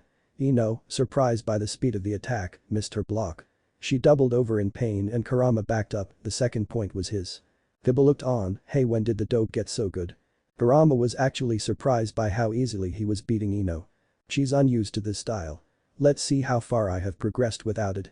Kurama decided to fight only using the moves taught in the academy. Ino changed up her tactics again and led with a light punch to the face. The Kyuubi blocked the punch with a textbook block and attempted to sweep her legs. Ino did a slight hop and delivered a strong kick to Naruto as he was rising up from the sweep. Kurama put his arms up blocking the blow. He was pushed back a couple of feet but no point was scored. They both came back together trading punches and kicks. Kurama had improved a good deal in just a couple of weeks but was still unable to score a point quickly. Instead Ino actually surprised him by feinting a punch to the midsection and turning it into a grab of his jumpsuit when he responded with the appropriate block. She pulled him forward and pushed him off balance, so he was not in position to block the second punch from her other arm. The class cheered. They didn't like Naruto much and the world was made right when he started to lose against his opponent. The fox decided to quell those cheers by reverting back to the Hibi style. Ino had her confidence again and she started off with a blistering barrage of punches interspersed with kicks. Kurama drifted in and out of the dance at odd angles and used circular blocks as opposed to the more direct and forceful blocks the academy taught. Ino soon found her hands not where she wanted them and unable to defend herself from a sharp elbow to her ribs that connected with some force. Iruka called the match. Naruto had won his second spar and this time it was against a clan heir. Their teacher was very curious about the fighting style that was used. Congratulations Naruto, Ino isn't an easy opponent.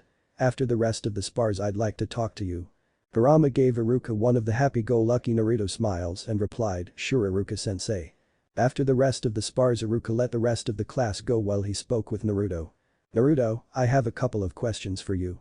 Kurama again responded, sure Iruka-sensei. Did you see how awesome my spar was? I'm finally getting strong. He congratulated Naruto but then said, Naruto, where did you learn how to fight like that? Oh, Anko-sensei taught me. She says it's the Hibi style. Iruka was surprised and probed further, learning that it was the Hokage who had arranged the additional tutoring. Iruka wouldn't question the Hokage's wisdom, but Mitarashi had a disturbing reputation. Still it seemed like her training had worked wonders for the boy's taijutsu. One last question Naruto, did you deliberately aim for Ino's throat? Kurama had several ways he could answer but quickly chose the more entertaining one. Ichnin looked on as the boy's face grew flush. The boy looked very uncomfortable and Iruka grew alarmed. Dealing a blow like that to a fellow academy student was dangerous and very unlike Naruto's kind-natured demeanor. And then Naruto erupted. It isn't my fault. I didn't know I was supposed to eat my vegetables. What? Iruka asked puzzled. I never ate my vegetables, Gigi told me if ate better I would grow bigger. I was too short to reach her face with my kick because no one told me the bad-tasting food would make me taller. Iruka was both relieved and chagrined at Naruto's answer. He couldn't help but laugh and say, alright Naruto, have Anko work on your kicks then. We don't want anyone seriously hurt in a spar. He watched as Naruto nodded solemnly and then let the boy go. Iruka was glad that Naruto was getting the training he needed to bloom. The kid had a rough life and the deaths of Am and her father were harsh blows that could have shattered the poor boy. He couldn't help but feel a bit of guilt at the way he had treated Naruto in the early years at the academy. Grow strong Naruto and always keep that childlike spirit. Kurama congratulated himself on his own cleverness. The sappy instructor had bought his lie hook line and sinker. He casually made his way over to the training grounds where Anko was waiting for him. You're a bit late Runt, where have you been? Iruka-sensei wanted to know where I got so good at kicking ass. Anko grinned, you win another match. Against who? Ino Yamanaka. Not bad kid, that's one of the clan heirs. I bet she's in the running for the top Kunoichi spot. Kurama gave a shrug and then burst out into a grin, I can't wait to take on Sasuke team. The two spent some time on taijutsu work and Anko began teaching Naruto a new set of stretches that would loosen his limbs more than normal. Ow, these hurt, Kurama complained as he assumed Naruto would have. Yup, and you'll need to keep doing them for the next month or it will all be for nothing. This will allow your body to bend in a way most shinobi can't do. This adds to the confusion of your opponent when your limbs do things that don't appear to be naturally possible. This isn't an no-kazm, soft physique modification, but it is still incredibly useful. I've never heard of that jutsu before. Anko explained that it was a jutsu only a few shinobi use. It required body modification typically done through surgery and then training and using chakra to move one's limbs when muscles couldn't accomplish the type of movement required. Kurama gave that type of path little consideration. It wouldn't be practical while Naruto's body was growing to adulthood and he wasn't planning to be within his host for that long anyway. In any event, learning the stretches would benefit him in his current fighting style. They wrapped up their training by Anko observing his chakra control. "You still have a lot of work ahead of you, kid, but it's gotten a bit better." Kurama didn't like being reminded of his failure in that area. The vast amount of chakra the boy had made controlling it nearly impossible. It had only been a few weeks, so there was still time, but Kurama was starting to despair of ever being able to get the accursed Bunshin no Jutsu clone technique to work. It was like trying to add soil to a potted plant when the only tool that you had was a massive shovel designed for a bijk. Excess chakra ruined the effect. "I'll keep working on it, but I'm already trying really hard. Hey, maybe you can ask another sensei about any other chakra control techniques that might work better for me." The demon fox snickered to himself as he saw the telltale signs of Anko getting irritated. It was subtle and no academy student or genin would have noticed, but Kurama did. The purple-haired Kunoichi resisted the urge to hurt her little student. The question was innocent enough, but if she didn't know any better, she would have sworn the little shit had hidden a deliberate barb in that question. "The chakra training techniques I've given you are all you need. Work harder and be patient." Anko responded without any hint in her voice. She was insulted and angry. Kurama cackled as he made Naruto's head nod in agreement. "I'll keep working on it." As Naruto ran off to continue his training in his apartment, Anko headed to the Hokage Tower. The head of the village wanted to talk to her about how Naruto's training was going. Hiruzen saw Anko enter his office and gave her a grandfatherly smile. "Ah, Anko, thank you for seeing me. I wanted to ask how Naruto-kun's training was progressing." She bowed her head slightly and replied, "He is doing well. His taijutsu skill has progressed considerably. His conditioning and the better diet you placed him on is helping him start to achieve faster muscle growth. His speed has increased as well." "But?" the Hokage asked, sensing that there was something more. "He learns very oddly. It takes him some time to master new concepts, which led me to believe he was somewhat mentally deficient. However, once he has mastered something he never does it wrong." "Never?" Sarutobi raised an eyebrow. "I've only ever seen that much precision from Guy, and that is due to grueling hours of training that firmly ingrains every taijutsu move and attack into his muscles. Naruto doesn't seem to need that level of repetition in order to fully master a skill." "Interesting and promising for his career as a shinobi. How is his chakra control?"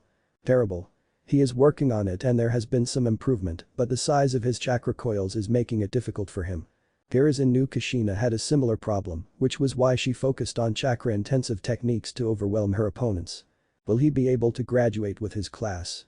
Anko gave a slight shrug. "In taijutsu and most ninjutsu he will be fine. His stealth abilities were already impressive before I started. His knowledge base is pitiful, but that's never been important to genin graduates. The only problem he will have is the clone technique." Hiruzen puffed on his pipe as he thought about the situation. He had just made an exception for Rock Lee to become a genin, despite not being able to do the basic 3 academy jutsu. Should he do the same for Naruto? Since the tragedy with Teuchi and Am, Naruto had thrown himself into becoming a strong shinobi. He was blossoming under Anko's instruction and had every sign of becoming a fine shinobi. Would he really hold him back because of an inability to do a simple bunshin? Best to wait and see, perhaps Naruto will surprise us. "Well done, Anko. You have demonstrated the abilities needed of a sensei. If Naruto can pass the academy test as well as the genin test, I see no reason why you couldn't be made a full genin." Anko grinned.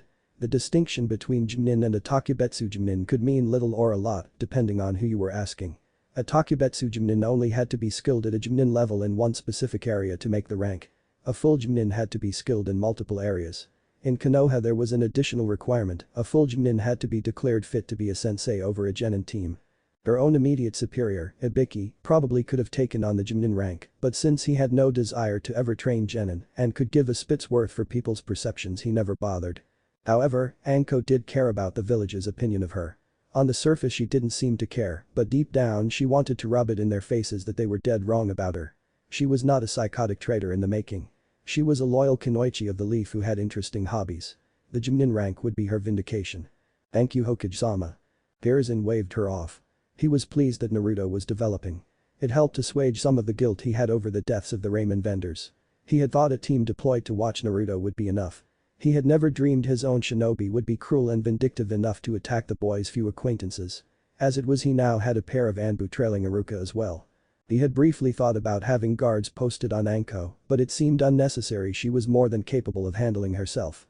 His assessment of her skills was part of the reason he had no problem with dangling the Jinin rank in front of her. Her taijutsu was solidly at Jinin level.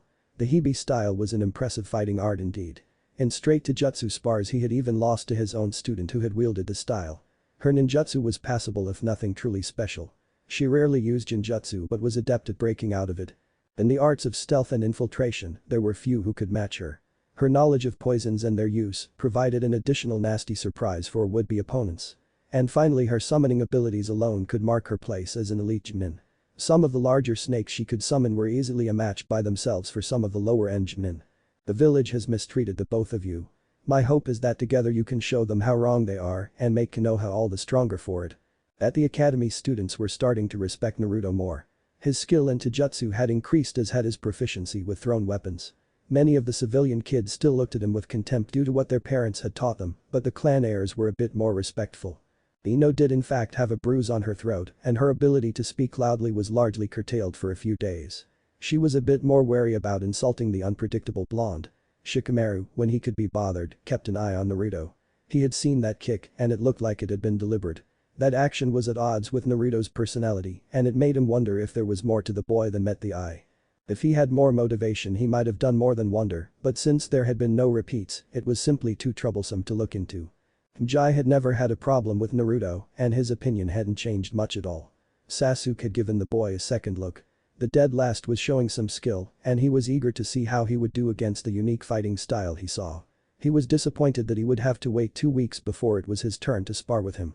Shino likewise had never had a problem with Naruto, though he had found his loudness and unpredictability annoying. Hinata was her normal shy self around Naruto, however in spars she seemed to have gained some confidence due to Naruto suddenly becoming better. Kiba on the other hand had a very different reaction. He now saw Naruto as a threat in the pack standing, as opposed to the dead last class clown. This meant that he was quickly becoming a thorn in Kurama's side. He did things like giving him a hard shoulder when they walked into class, throwing items and blaming it on Naruto or loudly belittling him. Kurama stood and wondered how suspicious it would be if the mutt suddenly ended up dead from poison. He could pick one Anko hadn't showed him yet that he had researched on his own. That or not, suspicion would still fall on me. Over the next few days Kiba continued to bait Naruto. Kurama decided he would have it out publicly with the boy and suffer a few consequences but ultimately keep the expectations about him the same. That day when Kiba gave him a shove as they were entered, Kurama reacted with an unexpected elbow to Kiba's face. He then turned and kicked the surprised Inuzuka in the chest, sending him careening into Iruka's desk. In an instant Iruka put himself between the angry-looking Naruto and Kiba, who had leapt up ready for a fight. What is the meaning of this? Kurama glared at Kiba, he shoved me. Kiba growled, you were in the way. Iruka sighed, you are both training to be shinobi. You very well may be comrades in the future, act like it. Kurama walked stiffly back to his desk while Kiba did the same. Kiba muttered underneath his breath, you little dope, hitting me with a surprise attack, next time it will be different. Kurama chuckled at such childish threats. He really was above this. If the cur beside him ever sniffed his real form he would wet himself. It galled him the little mortals couldn't be made to suffer for speaking to him this way. But in due time they will. After Iruka's warning Kiba backed off a bit and the days passed productively. Anko drilled him on chakra control exercises for much of their training time. Kurama wondered why she seemed so much more motivated. It wasn't as if she hadn't tried to help him with chakra control before, but now she seemed to focus on it more than on other things. With progress low, Anko decided to try something different. Alright Gaki, I'm going to show you a more advanced technique that typically isn't taught until you have a Jinin sensei outside of the academy. It uses more chakra than the Bunshin, so it might be easier.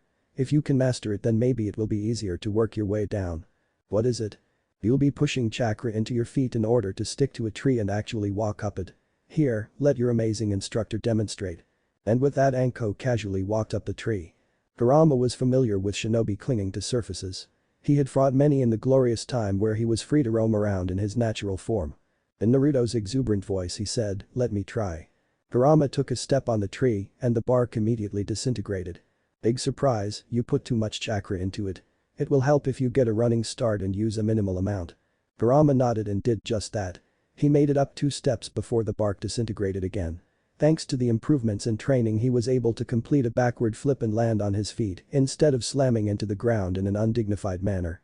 Anko watched her student make dozens of attempts. He wasn't making much progress, but she had to credit him for his determination. And then she saw Naruto had stopped and was looking at the tree in concentration. "What are you doing, short stuff?" Kurama grinned at Anko with an over-the-top Naruto smile. "I have an idea." Anko felt chakra stir in the air. The kid was putting out far more chakra than was necessary for the exercise. Leave it to Naruto to take the lesson in the wrong direction. Finesse, not power, is needed. But much to her surprise, Naruto made it up half a dozen steps before faltering. He made it 7 steps the next time. She tried to puzzle out what he was doing. The light bulb went off as she saw his clothing cling to him. Naruto had a hard time with these exercises due to the massive amount of chakra he had. Instead of merely concentrating chakra on his feet, he was concentrating it on his entire body and thus thinning out the amount of chakra at any particular body part. It was actually quite clever if terribly inefficient. But I suppose Naruto has chakra to burn. And once he gets it down this way, he can start further refining it. Alright kid, you're getting the hang of it. For the rest of our practice, keep working on this and tomorrow we'll be upping the difficulty. Kurama watched Anko leave. He was glad he had found a way to make progress with the tree walking exercise. He would gain control of the boy's chakra network, and when he did, he would be given the opportunity to learn advanced techniques. It would be suspicious if he asked to learn Fuinjutsu, since that would likely be the first type of technique a compromised Jinchuriki would want to learn. He was nothing if not clever, and he would eventually steer the conversation in that direction without others being aware of it. In the meantime, he had a tree to climb. True to her word, Anko had made it more difficult. As he was trying to climb the trees with chakra, she would toss blunted kunai at him with rather significant force. He would have to deflect the kunai while running up the tree. Fortunately, Kurama was adept at multitasking. He was able to deflect the kunai without impairing his chakra control. However, Anko didn't like having her fun ruined, so she started throwing the kunai with much greater force. The kunai raced toward him at speeds greater than most genin could deflect, let alone an academy student. Kurama and his superior senses could detect them, of course, but even with that added advantage, the body he possessed needed better reflexes to react. And so Anko laughed as Naruto fell from the tree in an ungainly heap several times from her blunted kunai. His look of pain and frustration were a joyful sight. The best part was that the Sandaime himself had used a similar training tactic on his students, so it wasn't like she could get in trouble for it. Kurama could feel pain, and while it was annoying, it was nothing compared to what he had suffered in the past. It would have been expected for Naruto to show pain on his features, and so he did that. He also could sense that Anko was enjoying herself in this training exercise. I can't really blame her, watching people suffer is amusing. Interestingly enough, Kurama had no desire to rend Mitarashi to pieces. When Kibber, one of the other students, irritated him, he had to control himself to avoid murdering the little shits. When Anko caused more pain through her blunted kunai in one afternoon than Kibba had done all year at the academy, he didn't feel any animosity. What was he feeling? Respect for a kindred spirit. Of course, she was his inferior in every possible way, but still something about her made him want to spare her when he destroyed the village for daring to confine him. They spent the rest of their training time working on the tree walking, well, to be more precise, the tree running exercise. At the end of it, he had still not been able to get all the way to the top, but there had been substantial progress. Anko made him complete the painful stretching exercise and then let him loose for the rest of the day. Kurama returned to the apartment and continued to work on his chakra control exercises as well as the supplemental conditioning. It had been less than a month, but his body was gaining more definition and he could tell he was both stronger and faster than he was when he first took over. He was no longer dead last in the academy rankings. That dubious honor had been taken up by a civilian boy completely unsuited for shinobi training. Graduate the academy.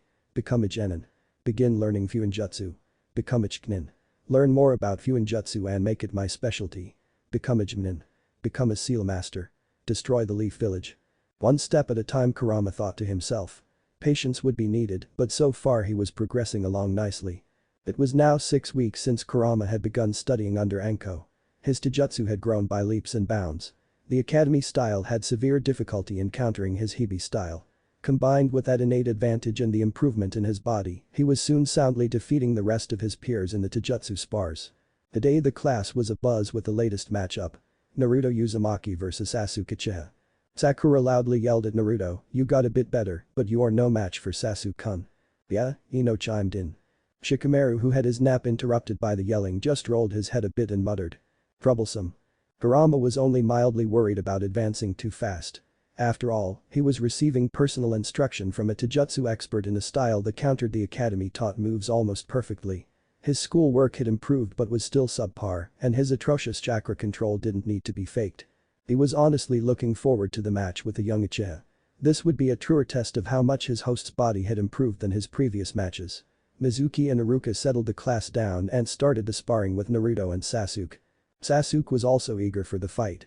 The academy had been boring and he was rarely challenged. The Inyazuka was the only one who had any ferocity, but he was easy to fool in their taijutsu matches. Now the dead last had been given supplemental training and might actually prove to be a challenge. The fight began with Kurama sliding forward at a steady pace before launching a quick kick at a much higher rate of speed. Either Sasuke hadn't been fooled or his reflexes were just that good since he managed to knock the limb aside and counter with a blistering fast set of punches. The class saw Naruto block, bend and twist away from all of the blows. His body was moving in surprising ways that clearly frustrated the Uchiha's advance. On the other hand, Kurama could not get in a good attack either. Sasuke was just plain faster. 6 weeks hasn't allowed me to improve this body speed much. Kurama rolled under a high kick and attempted an unexpected leg sweep on his way past, however Sasuke jumped over the leg. Since the Uchiha was airborne, Kurama saw an opportunity. By pushing chakra into the soles of his feet, he was able to come up and rocket towards Sasuke with more speed than normal. The earth around his launching point was shattered by the chakra push. Sasuke was surprised by the move but quickly blocked the punch and snapped a kick in midair that caught the rising Naruto in the gut and sent him back down hard on the ground. Point for Sasuke. Kurama sprang back to his feet. He was angry that the raven-haired boy was stronger and faster than he was. If he tapped into just a fraction of his power, he could kill him, the rest of the class and the Chunin instructors easily.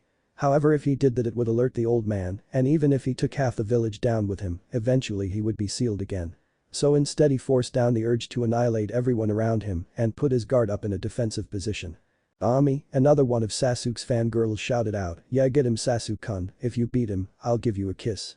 Ino and Sakura growled at the purple-haired girl but soon turned back to the fight as the two continued their taijutsu spar. Mizuki watched, slightly awed at the moves. They were both fighting at upper genin level. He would expect to see a match like this in the Chunin exams not 10 months before graduation. Sasuke advanced cautiously and probed Naruto's defenses with some light punches and kicks that didn't have much force behind them. Kurama smoothly countered all of the blows but remained defensive, keeping his limbs close to his body. Eventually Sasuke grew tired of probing and rushed in with a hard strike to the face that Kurama avoided by sliding perpendicular to the blow. He countered with an elbow straight to the face, but the speedy Uchiha caught the blow in his palm and then shoved him back hard. The unexpected strength drove Kurama off balance and left him open. It was probably similar to what a Sharingan wielder saw against an opponent too fast for his body to match, even though his eyes could see the attack coming. Kurama had greater perception than anyone without a taijutsu. He knew instantly that he would not be able to counter the fast snap kick that was coming for him. The kick connected and the kids cheered as the ostracized one went down from the hard blow. Kurama rose to his feet while the point was called. Kurama knew it was hopeless, but Naruto wouldn't give up, so he had to make it look good. "Arg, Sasuke team, I am going to beat you, believe it." Sasuke snorted as he saw Naruto charge forward with almost no semblance of an attack strategy. After a few short exchanges, Naruto lunged too far with an attack and Sasuke scored a blow to his ribs that ended the match. Iruka patted Naruto on the shoulder, "Good try, Naruto, just make sure you keep your cool. In the last round you were pretty erratic." Kurama put on a frustrated and sad look for the instructor and snarled internally. "I'll rip your eyes out, you blind fool." Uchiha has the advantage of having a superior body for the time being, but that is only a temporary setback. Training continued with Anko. Tree walking had done a bit to help out in the chakra control department and Kurama was now able to spar against his sensei on the side of a tree. Mitarashi was satisfied with Naruto's progress with poison, thrown weaponry and taijutsu. His inability to get the Bunshin down frustrated her greatly and as she grew more comfortable with the boy, she started to make the lessons a bit more painful. All in the name of training, of course. Kurama could feel pain but had long been inured to the costs of it. Having the feeling of your limbs being pinned down by spikes made bruises seem inconsequential. Anko didn't know this though, and so he had to pretend that the pain hurt him and motivated him to try harder. Anko then introduced trap detection and trap making into the curriculum. The basics had been taught in the academy, and Naruto prior to the possession had actually been rather creative in a form of trap making he used for pranks. However, the Kunoichi had introduced several new concepts that made killing via trap very easy. Almost too easy, really. A simple Makibishi could slow down pursuit, however laced with the right poison it could have the victim drop dead within a minute. When using poison, all it took was a scratch to take someone out of the fight. Combined with the numerous ways to hide triggers, it was a wonder any shinobi ever dared venture out of their home. Granted, the more powerful shinobi had amazing detection skills. That lesson came through loud and clear. Always be aware of your surroundings. However, Kurama's near awe of poisons did take a blow when Anko discussed how to counteract them. Alright kid, I've shown you how deadly poison can be. Now that you have respect for them, I'll go over how to neutralize them before you croak. Kurama waited for Anko to explain further. Outside of the obvious such as not getting hit by a poisoned weapon or inhaling poisonous gas, there are 3 main ways to counter a poison user. She held up a finger. The first is to develop immunity to certain poisons by getting your body to slowly tolerate small doses of it. The fact that we are ninja makes it easier than the poor civilian saps. Our chakra helps the tolerance process. This is also why shinobi have to drink really strong liquor to get inebriated. Kurama listened interestedly. Anything that could be used to preserve this body until he learned how to counteract the sealing arts was of use to him. But Anko, didn't you say there were hundreds of poisons? How would anyone be able to build a tolerance for them all? Got it in one gaki. Developing a tolerance for the commonly used poisons is typically what is done. The more exotic types become more difficult since their rarity means it's hard to get a supply in the first place, and even if you did, what are the odds you would encounter a shinobi using it? Anko walked up a tree and motioned for Naruto to join her. No sense in wasting time while she lectured when he could be getting better with chakra control. The second way to counteract poisons is learn Dakusei Kiyomara no Jutsu, poison cleanse technique. This is the next jutsu I will teach you. You flood your Tenketsu points with chakra and have it circle through your chakra network. When done correctly, most poisons can be drawn into the network and then expelled through your pores. Now Kurama was a bit upset. If a simple jutsu could correct all of the wonderfully diabolical poison combinations he had studied, then what was the point? With little acting required, he pushed more than the appropriate amount of chakra into his feet, causing the bark to explode. He landed and looked angrily up at Anko while pointing. Why did you make me study all those poisons? What a waste of time. Anko smirked and dropped down next to her student. Lots of reasons, you ungrateful brat. Most genin don't learn that jutsu in the first place, it's typically learned once a shinobi reaches the rank of chunin. Secondly, it takes a bit of time to work depending on how good you are with the technique. In the middle of the fight it's going to be difficult to use while still fighting. And finally, you twit, it doesn't work on all poisons. Kurama was slightly mollified.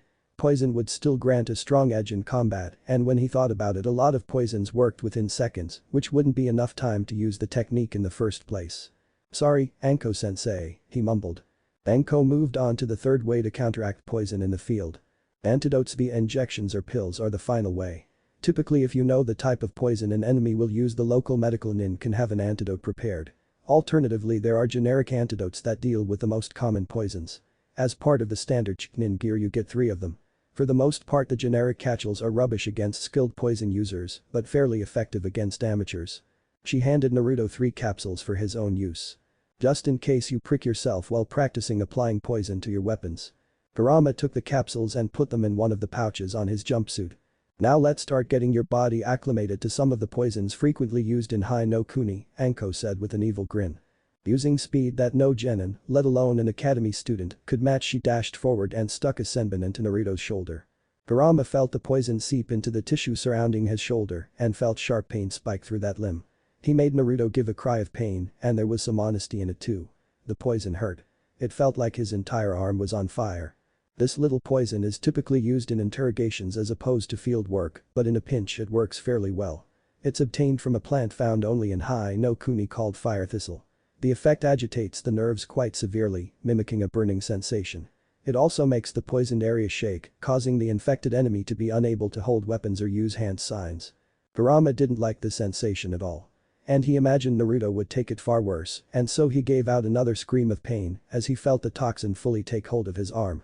Anko watched amused as her student clutched his arm. She was impressed on how the kid grit his teeth and tried to avoid crying out again, but this poison wasn't child's play. She grinned as he gave another grunt of anguish. So my little gaki, I've gotten you up to speed for the academy. Hell, you'd be fine against most baby-faced genin. So our time is done unless you have the balls to stick with my training plan. Kurama narrowed his eyes dangerously at his sensei. A few bruises he would tolerate easily enough, but this was on par with the torment he felt while sealed in Kushina. Those generic antidotes will actually fix you right up in just a few minutes.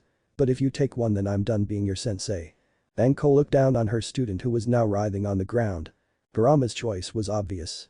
Personalized training from a gymnin would be superior to anything he could do on his own. Oh, he would grow stronger by himself, certainly, but not as quickly as he would under Anko's tutelage. I'll never give up, believe it. Orochimaru's apprentice let out a laugh. I love your spirit, kid, and just so you aren't tempted, let's make sure you can't go back on your word. Kurama watched in horror as Anko pulled out another senbon coated with the same substance and drove it into his other shoulder. A fresh wave of searing fire danced along his nervous system. The shaking in your hands will go away in about 45 minutes and you'll be able to take one of your capsules. However, if you do, we are done. That radiating pain you feel will go away in a couple hours if you manage to tough it out. Kurama shook with pain and fury. How dare this girl reduce him to this state? He could rip her to shreds in an eye blink. He could show her the true meaning of suffering, and she had no idea how very close to obliteration she was. But he would be damned if he failed this test. He was the Kyuubi no Imko, and he would not give in to something as paltry as pain. What's that, brat? Say something. Screw you, I already told you I'll never give up. I'm going to get stronger so I can protect people. Anko wasn't quite sure why she did it. Maybe she just wanted to break the stubborn brat. Maybe she just enjoyed the thought of him suffering even worse pain. Maybe she was tired of wasting her afternoons. Ultimately she didn't know why, but she wanted to win one over on him. She had planned to give him 2 doses of the toxin, but that was it. She did have a shred of decency left after all. Instead she took out the vial and coated another senbon. She tossed it casually at his leg. She pulled out another one and threw it at the other leg. A scream was ripped from Naruto's throat as fire coated the boy's entire nervous system.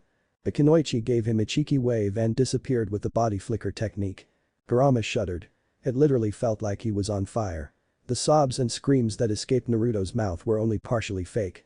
Minutes ticked by while the 4 Anbu looked at each other and wondered if they should do anything. Being Anbu, they were elite and were familiar with the poison used, so they knew it wasn't something that was fatal. With a shrug they chose to do nothing for now and report the incident to the Hokage later. Kurama snarled and arched his host's back. Twice he almost broke loose from the confines of his host body, but each time he drove back the desire with the strength of his pride. He would not be defeated by a simple poison. He would not let the snake bitch win one over on him. Minute after minute passed by until finally his right arm stopped shaking. Now if he chose to, he could take the antidote and end the suffering. Here the temptation was greater since giving in would just mean he was out of sensei. Previously it would have meant revealing himself as the Kyuubi and probably being sealed again. But pride reared up its head again. And self-interest. If he wanted to rise up the ranks quickly, having a specialized instructor would help him measurably. And so he lay there gasping in pain for the next couple of hours. The agony didn't lessen until the last few minutes and then it gradually drained away. He had done it. He lay there enjoying the feeling of his nerves not being drenched in molten lava. After a good long while he painfully got up and made his way back to the apartment. The Sandane was furious. Are you insane? He spoke harshly, just barely above a whisper. Anko could feel the killing intent radiating from the Hokage. No doubt about it, he was pissed. My apologies, I was trying to test if he had what it takes to continue. Tsurutobi slammed a hand on his desk. Don't even start.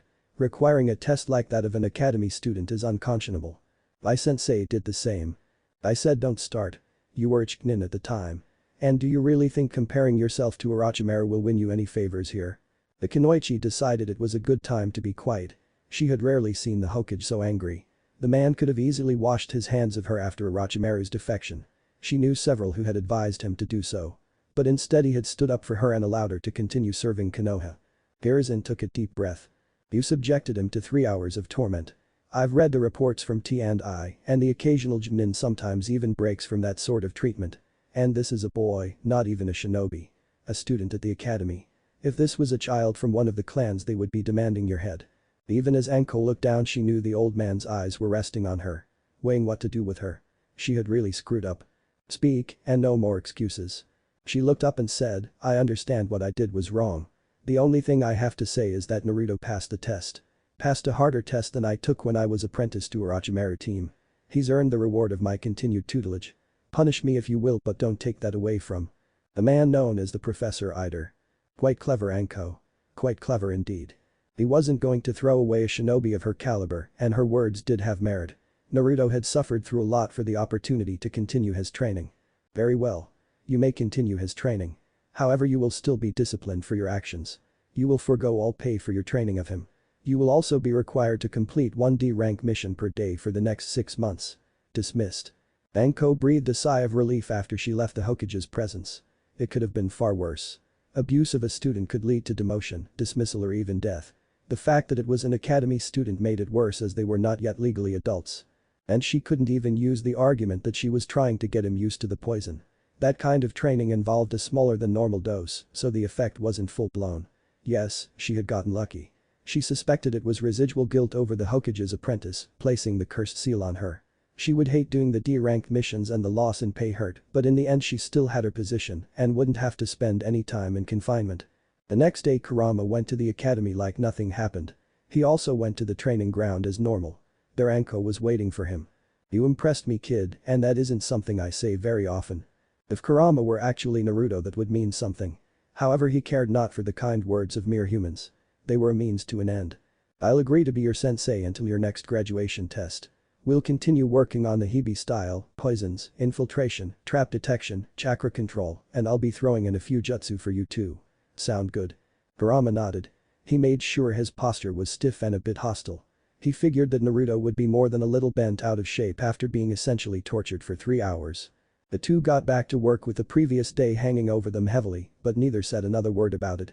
Anko decided to be relatively nice today in compensation, and it was a productive day. Toward the end she handed Naruto a vial. "This is the toxin created from the fire thistle. I've diluted it with water so it only has 1/10 the potency that you felt yesterday. Use it daily and in a few weeks your nerves will become accustomed to its presence. I'll give you a higher dosage and in a month or two you'll be completely immune." Kurama didn't sense any falsehood from her but still responded warily. "Are you sure?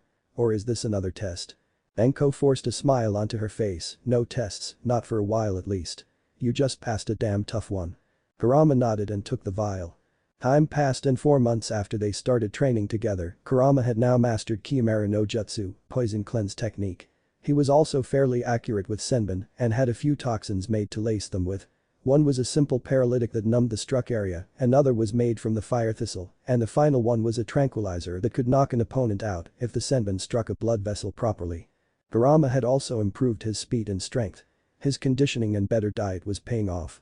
While the Uchiha still was his better in raw speed, the gap had closed. The last spar with him had seen him score a point before Sasuke won the fight. That had led to an entertaining encounter where Sasuke had demanded his own personal Junin instructor. Haruka had said it wasn't an option as the academy didn't actually have Junin instructors on staff and that if he wanted one, he would need to find one himself. Which turned out to be a disappointing catch-22 for the Uchiha, since those who liked teaching already had genin teams and those that didn't like teaching weren't about to start. It had lit a fire under Sasuke and despite already pushing himself hard in his personal training, he increased his efforts. If he wasn't at the academy, eating or sleeping, he was training. Sasuke was still confident that he was a better shinobi. After all, the one-time dope was an idiot. And he had more than just a jutsu to call upon. He had learned ninjutsu like all good young Uchiha. On the other hand, he wasn't aware of Naruto's abilities either. Anko was true to her word. After teaching Naruto Kyuubi no Jutsu, poison cleanse technique, she also taught him some additional jutsu. The first was Shunshin no Jutsu, body flicker technique. The technique used chakra as momentum to allow a shinobi to move 2 to 3 times faster than normal in a given direction. It wasn't very useful in combat unless you had superb chakra control. However, it was a decent escape move if you got a breather, and it certainly made traveling short distances a lot quicker. The next jutsu that was taught was an advanced form of Nawanuke no Jutsu, rope escape technique. It combined the natural flexibility needed to fully use the Hibi style, as well as using one's chakra to slide out of restraints. If he was ever captured, it would be very difficult to keep him prisoner. This didn't come up too often in shinobi conflicts. However, the Hibi style had such great synergy with it that it seemed criminal to Anko not to teach him it. Kurama also became immune to the basic paralytic poison he used and was now working on becoming immune to one of the more lethal poisons that was popular during the Third Shinobi World War. It was slow going as the dosage had to be incredibly diluted or death would result. And that would have greatly irritated Kurama. Things were developing along quite nicely, the nine-tailed fox thought.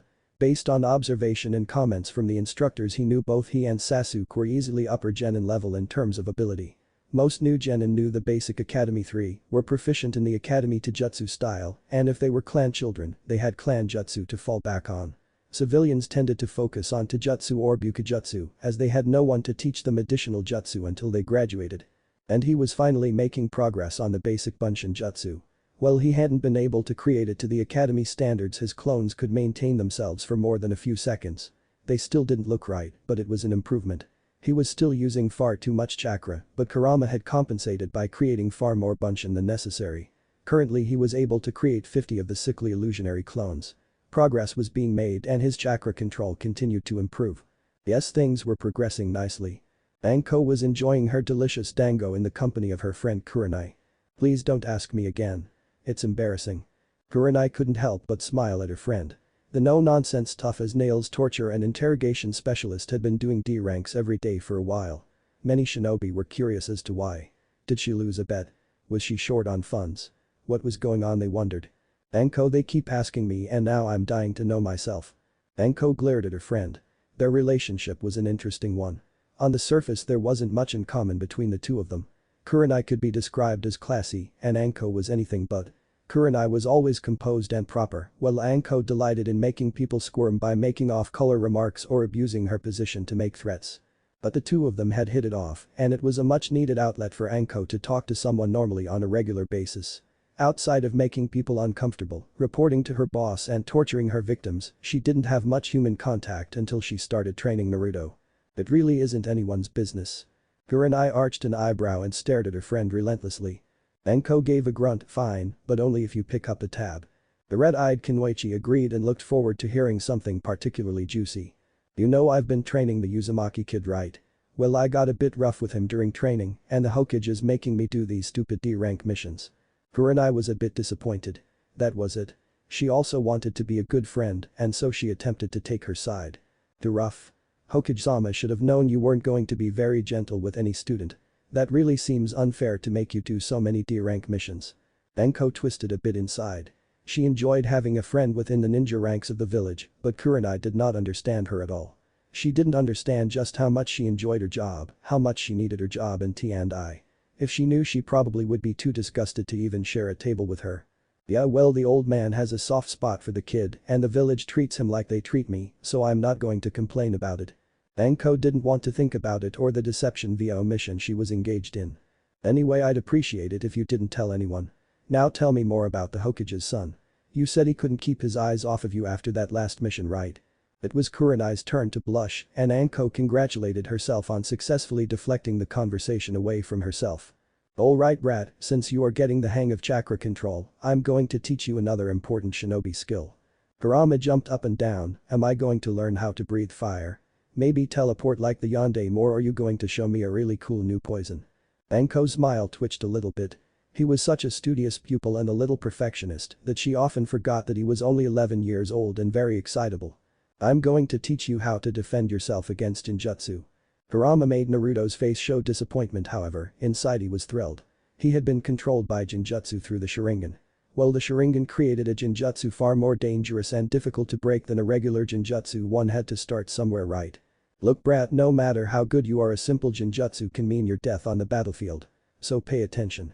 Kurama stopped messing around and solemnly nodded. Alright, there are two parts to dealing with Jinjutsu. The first is realizing you are in one. If you don't realize you are in one, you'll never even try to break out of one. The second part should be obvious, how to break out of a Jinjutsu.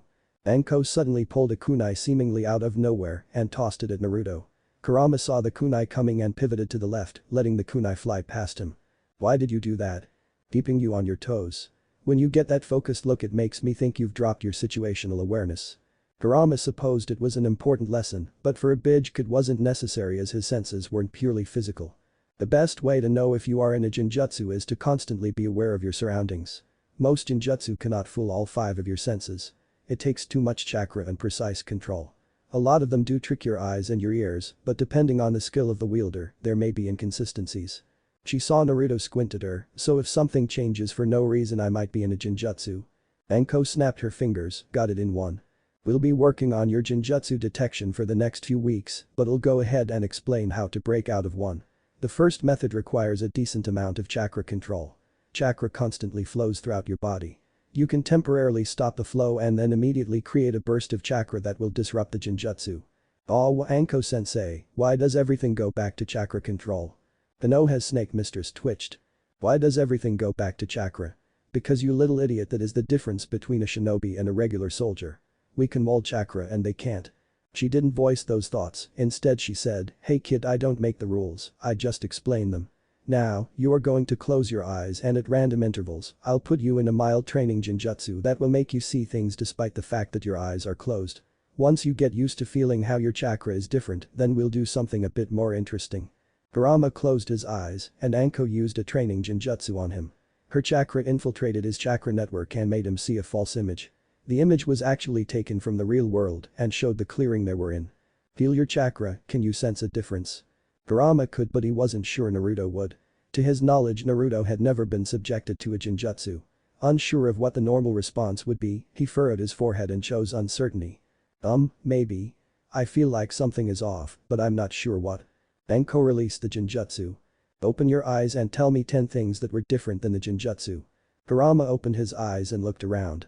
The genjutsu had been realistic, but there were certain things that were missing. For one was the fact that Anko was about 2 feet to the left of where she was supposed to be. Secondly, there were more trees in reality than in the genjutsu. Thirdly, Kurama and his superior demonic senses could spot far more than 10. That's to play a bit dense. Well, there are more trees and the clouds were different. Anko narrowed her eyes, don't guess. The purple-haired Kunoichi watched Naruto struggle to come up with something. This is a lesson you should have already learned. Be aware of your surroundings. Almost no genjutsu is absolutely perfect. Partially because the opponent's perspective is different than your own. You need to be able to spot the tiniest details that are off. Otherwise, a subtle genjutsu will get you killed far more easily than the more elaborate ones. What do you mean?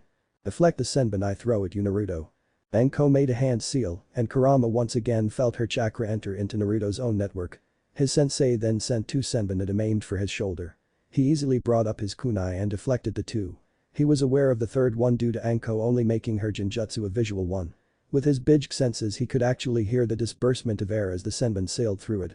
Naruto would not have those senses, however, and so he let that third invisible senbon strike into his arm. Ow, where did that one come from? I created a genjutsu. This one was different from the training genjutsu as I didn't recreate the world and force the image into the eyes. I merely made one small segment of the world invisible, effectively creating a blind spot. If you aren't aware of your surroundings and you don't feel the chakra tendril interact with your network in an instant, you can be killed. Kurama had to admit Anko was an excellent sensei. The practical example of a very real-life scenario would motivate any student. Now you see why this is important, Gaki. Be aware of your surroundings and be aware of your own internal chakra network. That's a twofold defense. We'll be practicing both during each of our practice sessions. Okay, but can you show me how to break it now? Anko suppressed a sigh. Learning how to break it is useless unless you know how to detect it. The faster you get it, the faster we can move on to how to counter a genjutsu. Kurama made an annoyed face with his host's visage that he knew would irk Anko. This never grows tiresome. Anko forced a smile to her own features and desperately hoped that there was someone she could torture back at T&I headquarters. It had now been 6 months since the 9-tailed fox had begun his tutelage under Anko. In that time, Naruto's body had been almost completely remade. He was faster, stronger and far more agile. In terms of taijutsu, he was beginning to truly master the Hibi style. His sensei had started to teach him more advanced techniques that caused opponents to subconsciously think that an attack was coming from one direction, merely due to the movements of his muscles and the angle of attack. Misdirection, varying speeds and brutal attacks on the weak parts of the body were the highlight of the taijutsu style. While some of the moves simply wouldn't be appropriate to use in a schoolyard spar, they were still practiced during training sessions. Knife hand to the throat, elbow to the back of the neck, fingers jabbed into a pressure point, and kicks to the temple were all designed to kill or incapacitate a target. Another benefit of the taijutsu style was that it was still useful against an opponent wielding a weapon, such as a katana or tanto. Many taijutsu styles had a difficult time dealing with opponents that had a sword. However, the odd movements and extreme flexibility of the Hibi style allowed the user to still be highly lethal to an armed opponent. Taijutsu was a staple, but the focus over the last 2 months had been genjutsu awareness and internalized awareness of the chakra network. In an honest self-assessment, Kurama would agree he had some trouble with detecting someone else's chakra infiltrating the network. To be sure, he was better than a snot-nosed academy or even a genin, but for him anything less than perfection was irritating. He postulated that it was due to the chakra network not truly being his own. Anko wrote it off as Naruto having very large chakra reserves, which made it difficult to detect the small amounts of chakra in his system. Kurama supposed it could be both. That being said, he was steadily allowing more and more of his ability to notice everything around him in near-perfect detail to surface. It was gradual at first, but soon he revealed he was able to detect most genjutsu by the slight differences they had with reality. Anko was satisfied with the progress and moved on to showing him how to break a genjutsu. Here Kurama had an incredible advantage. With the massive chakra reserves he possessed, a flush of chakra would easily drive out foreign chakra. Every Genjutsu in Anko's repertoire could be easily defeated by Genjutsu Kai, Genjutsu Dissipation. The Snake Summoner was curious how effective Naruto's ability would be against a Genjutsu specialist like Kurenai, but she hadn't invited her friend over. Kurenai was hard at work preparing for the upcoming Jnin assessment, and she didn't want to interfere with her training regimen. In any case, his Genjutsu dispersal ability didn't need to be able to defeat high-level Genjutsu. It wasn't reasonable to expect an academy student or a genin to be able to disperse that powerful of a technique, just like it wouldn't be reasonable to expect someone that age to be able to handle a Jnin Taijutsu encounter. Satisfied with the progress with Genjutsu Kai, Genjutsu Dissipation, she had taken great pleasure in showing the second way to disperse a Genjutsu, and that was with pain. It was quite entertaining to see him stab his own nerves with his senbon needles. It worked quite effectively too, but just to make sure he got it right they practiced it quite a bit. The senbon was much more efficient and less damaging than using a kunai, though that would work in a pinch. But that out of the way, it was on to the next subject. Mitarashi was surprised by how quickly he mastered things. The kid was going to be a phenomenal shinobi. As long as he didn't do something utterly stupid, which he was prone to do when learning new things. But once he had something mastered, it worked without fail. He had already gone well past the learning curriculum she had expected, even in the best case scenario. Well, I guess it's time to reward the little runt with an advanced jutsu. He won't be a runt much longer either. That last growth spurt was quite impressive, glad it didn't fuck up his taijutsu timing. As normal, Naruto met his sensei after training, this time Anko had a very wide grin. Your incredible and sexy sensei is now going to reward you for being such a diligent little worker. Kurama made Naruto smile, yada. Are you going to teach me a super cool jutsu? Maybe how to breathe fire? I really want to know how to do that. What is it with him and breathing fire? Anko couldn't resist messing with him. A new jutsu? Really? No, I was going to treat you to some dango. Kurama made Naruto's face fall in disappointment, however he was now easily able to read Anko's seemingly mercurial moods. She was lying and that made him happy. Learning new ways to kill people was always enjoyable. Anko then grinned, kidding Gaki, you'll be learning a jutsu, but it isn't going to be easy. This is a B-rank ninjutsu that with your chakra control, you really have no business learning. Then why am I learning it, Anko-sensei?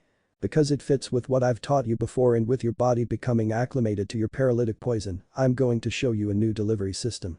Kurama listened with all ears. It's called Dakujiri, poison mist, and it's actually a very flexible technique. Typically the person who uses this ninjutsu is an Iram nin, medical nin, because of the complexity and the risk of poisoning yourself. Let me show you how it works. Anko inhaled and then blew out a purplish haze of smoke. It expanded to a 20-foot diameter, which was far more air than any one individual could possibly have within their lungs. The poison that you breathe out is up to you. Normally in combat this is a lethal poison where one inhalation will kill your opponent, however anything that concentrated and lethal could kill or harm you as well. Using supreme chakra control, a medical nin will create a chemical reaction within their lungs and coat said lungs with a thin layer of chakra. They then constantly and rapidly refill their lungs while they exhale. A single misstep and they die. Kurama had to blink in response to this. That sounded complicated and exceedingly dangerous. Of course, a medical nin is used to life and death situations where absolute chakra control is needed. Obviously this isn't suited for you at all, but I'm still going to teach it to you. You're going to cheat. Cheat? Yup, you'll be skipping the most dangerous and important step, the coating of your lungs, airways and mouth with your chakra. Your developed immunity allows you to safely inhale the gaseous version of your liquid paralytic. Kurama saw how clever the trick was. He would not have to split his concentration with another task, he could simply focus on metabolizing his chakra into the paralyzing haze and then exhaling it. Still, that sounded quite difficult. And in the future, if you ever actually get good with chakra control, you can always learn to create additional types of poisons. The two began the training. To say that it was difficult was an understatement. Knowing intellectually how a process is done isn't the same as manipulating your chakra to actually do it. Their first day working on it had led to Kurama not accomplishing much more than passing gas uncontrollably. Anko found this highly amusing, and Kurama felt a spike of irritation. He disliked being out of control of the body he was slowly taming and turning into a weapon. The weeks ahead promised to put his new chakra control levels to the test. And he had another spar with Sasuke scheduled at the academy. Kurama was confident he could now beat the boy, but rising from dead last to the absolute best in the academy might garner unwanted attention. It was a delicate balancing act in his mind. He wanted others to view Naruto as worthy so that additional training opportunities and advancement in rank occurred, but he didn't want them to get too suspicious. I let the Uchiha brat win for now. One day though I'll rip those damnable eyes out. Hinata had stopped stalking Naruto after the horrible tragedy that had occurred. Part of it was the change that had occurred in his personality since the deaths of his few friends. He was still Naruto, it was just his attitude that had changed. He was no longer carefree and rambunctious. The boy no longer pulled pranks and was no longer the class clown. There were moments where his old self shined through, but it was like looking at a different person. There were some positives to the change. She had noticed he was able to get food from the vendors more easily. Maybe they felt bad for him. Either way, the improvement to his diet had led to him growing taller and more muscular, a change that her eyes very much appreciated. She blushed at the thought and pressed her fingers together nervously, as if someone could somehow sense those carnal thoughts. Naruto's own example that he set was one that Hinata had taken strength from. She was doing better in her Taijutsu spars, but it still wasn't enough for her father. And now looking at Naruto as he easily defeated Kiba in the sparring ring, she was more confused than ever. Her feelings of longing and desire were still there. But was it still love? 3 more months of training had passed with Anko. Kurama's skills were sharpening. He had successfully learned Dakugiri, Poison Mist, and had moved on to water walking. His ability to use Naruto's chakra was still hampered by the massive reservoirs of it. He had spent many days soaking wet, much to Anko's amusement. His knowledge of poisons grew, and he learned that the true art of poison wasn't in copying what others had used before, but in concocting one's own deadly mixture. Creating a poison with no known antidote was what had put Akasuna no Sasori of the Red Sand, on the map. The art was intellectually stimulating, but it would be no more than a diversion for the nine-tailed fox once he had someone to teach him Fuinjutsu. In the meantime, he continued to learn the intricacies of the advanced Hibi-style moves. He considered himself to be solidly Chunin level in pure Taijutsu. With a number of useful jutsu under his belt, he remained pleased with Anko's mentorship. Anko was looking forward to the next level of fun with her student. Today she would be teaching him about killing intent. Civilians had been known to pass out or soil themselves when subjected to enough killing intent. When the difference in mental fortitude and strength was great enough, lesser-ranked shinobi had been known to freeze with terror, and a few notable incidents were recorded where enemy shinobi even killed themselves to get away from the visions of death. It wasn't a genjutsu, but when the mind was pushed hard enough it played tricks. Needless to say, Anko was going to love petrifying the little gaki. Becoming accustomed to killing intent was a valid skill, and the Hokage wouldn't be able to reprimand her for scaring her students shitless. Rubbing her hands in anticipation, she waited for Naruto to finish his day at the academy. Ah, and there he is. This is going to be so much fun. She watched Naruto stop and set his things aside. His eyes roved over the training field just as she had taught him. What are you going to show me today, Anko-sensei? Anko smiled brightly. I'm going to show a particularly fun technique, but before you learn how to wield it, you need to learn how to resist it. Kurama knew that his sensei's smile was genuine, which meant that she was going to do something that involved him suffering in some way. He wasn't wrong. Suddenly Anko unleashed her fully powered killing intent. Trained by Orochimaru and Ibiki, it was a match for nearly any Chunin in the village. The nine-tailed fox was inured to killing intent. No mortal could unleash the waves of hate and desire to kill like a bitch can. He knew what Anko was expecting, for Naruto to freeze in terror, maybe cry a little or even pass out. And while his skills in deception were impeccable, he decided to have fun antagonizing his sensei instead. He let his features stay impassive and looked at her. I don't think I'm in a genjutsu, but you're staring really hard at me. Are you going to show me the technique or what? Anko stared at Naruto in astonishment. She had given off enough killing intent to scare the pants off of seasoned genin and make Chunin tremble. Even another Chunin would have at least felt it and reacted. And this little brat seemed not to be even able to sense it. How is this possible? Is it because he was born the night the Kyuubi was unleashed? Or is it because he's a Jinchuriki?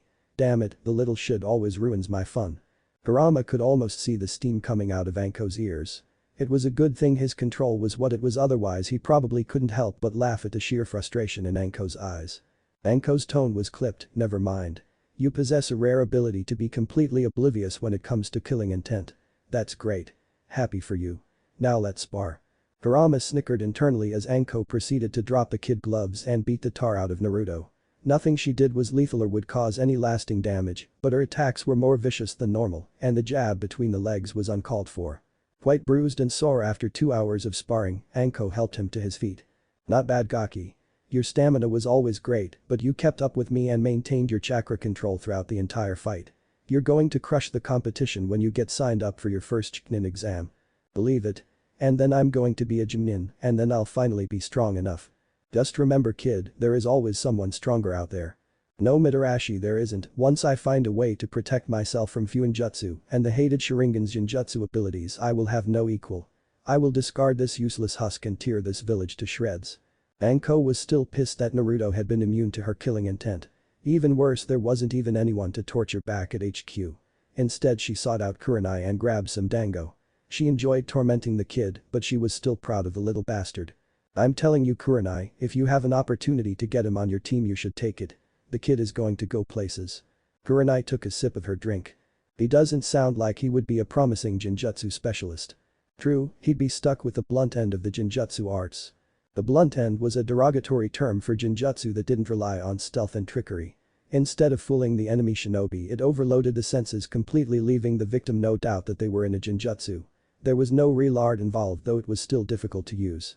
It required a heavy amount of chakra expenditure and could still be broken the same way other Genjutsu could be broken. Like all branches of the shinobi arts, the skill of the user mattered a great deal. The best example of blunt Genjutsu was the Nidame's personal Genjutsu, the Kakuanjo no Jutsu, Infinite Darkness technique. The second Hokage had pushed that type of Genjutsu to the limit of its effectiveness, creating a Genjutsu that was nearly impossible to break. Kurenai did not have the skill to replicate that type of technique, though she had tried. The idea of Naruto progressing down that branch of Genjutsu that far was unlikely in the minds of both Kunoichi. Anko continued, but even so he would enhance any team he is on. I've taught him a lot. He knows how to make and use poisons. He can make antidotes for the most common poisons. Incredible Taijutsu for his age. He's a chakra powerhouse with amazing levels of stamina. Naruto is going to be a shinobi for the history books. Kurenai smiled at her friend's pride. It was obvious that her friend cared for the boy. Other than herself, Anko didn't form relationships with those around her. It was good to see and she would be happy to have Naruto on her team. The Genjutsu mistress was still on cloud 9 after passing the Junin exams herself. In 3 short months she would be in charge of 3 genin graduates of the academy. And even though the genin test was supposed to weed out a large number, she was going to make sure her team passed. This was her passion. She would help teach the next generation. Though in all likelihood she would have little input on the team makeup. But if her opinion was asked she would state her preference plainly. I'll remember that after the graduation, Anko. Anko finished another stick and looked at her friend's plate. You going to finish that? Kurenai shook her head with amusement. She wasn't a particular fan of dango, but it was one of the few things that made Anko happy, which meant they often ate there. She smiled as her friend greedily downed another chunk of her favorite food. It was a long final 3 months for Kurama. The academy had always been annoying, but now with none of the other students proving a worthy match in the spars, it was holding him back. He could have spent those 8 hours doing further training as opposed to sitting through tedious lectures. Not wishing to completely waste time, he did try to do something productive. He didn't perform any overt chakra control exercises, but he did use a form of the tree walking exercise. By using the floor and the furniture he sat on, he expanded his chakra control in his muscular system. Using the same concept as the tree walking exercise, he stuck his feet to the floor and would then attempt to lift them. The more he flexed his muscles to raise his feet, the more chakra he poured in to make them stick. He had to be careful not to damage the floor beneath him, but it was decent low-key resistance training if one did it for hours on end. The benefits to his chakra control were more important. Anko had been running more comprehensive training exercises lately. He would have to hide in the woods and evade capture by her for as long as he could. The role was reversed, and he would have to find her while at the same time he had to be wary for the sophisticated traps she set. Most of her traps were poisoned, and he had to quickly use Dakusei Kiyomaru no Jutsu, poison cleanse technique, on more than one occasion. Kurama mastered a couple more poisons and became fully resistant to his lethal one. He also was starting on becoming resistant to a few of the lesser-known varieties in Hai no Kuni. But at long last it was time for the genin graduation test. The first part was a written exam that Kurama could have scored perfectly on. Some of the concepts were a bit advanced for academy students, which he figured was purposefully done to separate out the true geniuses from those who were just good at rote memorization. Either way, he wasn't going to showcase his superior intellect and decided to merely pass with an average score. During the physical portion he impressed both Iruka and Mizuki. Mizuki in particularly had been frustrated fighting against the Hibi style. He hadn't even needed to use his full speed or strength against the irritating Chiknin. The jutsu portion was also simply done. He had finally mastered the Bunshin and was able to make clones without any problems. Iruka smiled at him. Well done, Naruto. You pass with flying colors. Your physical and ninjutsu scores were top-notch and your exam scores were passing. You easily finished in the number 2 spot of the class. Kurama flashed him the victory sign and replied, yeah, and soon I'm going to get a sensei who is going to teach me really cool jutsu. Not like the lame ones we have to do at the academy. Iruka chuckled at his exuberance. The boy had come a long way from the broken shell he had been after the deaths of Tucci and Aim. The lessons with Anko had turned him into a prodigy second only to the Uchiha. He ruffled the boy's hair and sent him on his way so that he could test the next would-be shinobi. Hiruzen met with the instructors of the class. It was time to decide the makeup of the new genin cells. The Hokage looked over the results and saw that he now had a difficult choice in terms of what tradition should be followed. One tradition had it that teams should be balanced and that the Rookie of the Year and the top Kunoichi of the Year should be paired with the Dobe, the dead last of the class. Based on the class standings that would play Sasuke, Sakura and Shikamaru together. The problem was that this was in direct contradiction to the other tradition that had been expected from the class. He was thinking of the clan heirs of Nara, Yamanaka and Akimichi. Haruka-san, how well do Shikamaru, Chimjai and Ino get along? Chimjai and Shikamaru get along just fine. Hokage-sama however Ino cares little for either boy. In time she might mature, but she has an infatuation with Sasuke. The Sandaime took a puff on his pipe. It was a bit of a conundrum. The desire to be unbiased was prevalent, but he knew that most of the genin who graduated would fail the test to become fully fledged genin under a genin instructor. If he kept the Ino-Shikacho combination together it would place Naruto on a team with two other civilians. However, if he followed the tradition that put the Sannin together, it would allow Naruto to join Team 10 under his son. Not that failing the Chunin test spelled the end of someone's career, but it put it on a different track. The remedial teamwork exercises frustrated many, and they would often drop out or go into the administrative side of shinobi work. It wasn't shameful holding the position of the Hokage's secretary or one of the other administrative tasks, but it was a waste of potential. Others would eventually be used to fill holes in current teams from genin who suffered career-ending injuries or death. I've made my decision. Team 1 will consist of Hokage went down the line of all the teams. Team 7 would consist of Sasuke, Shikamaru and Sakura. Team 8 would be the tracking team of Kiba, Shino and Hinata. Team 10 would be Naruto, Chimjai and Ino. Hi Hokage-sama, Haruka replied. It would be interesting seeing how the teams progressed. He would be keeping tabs on young Naruto's career. Mizuki had failed. He had lied to Nibiru and told him if he stole a specific scroll, it would be proof that he was worthy to be on the same team as Sasuke. The little fool utterly failed and had then ratted him out. Now it was Mizuki who was on the run.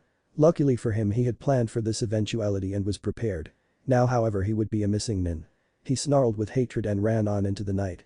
It was the day everyone would find out on what team they were on. Predictably the day started with a shouting match between Ino and Sakura that for the 100th time threatened to crack the ancient fox's long-standing patience. The auditory torment ended when Iruka came in and made both of them sit elsewhere. I have your team assignments.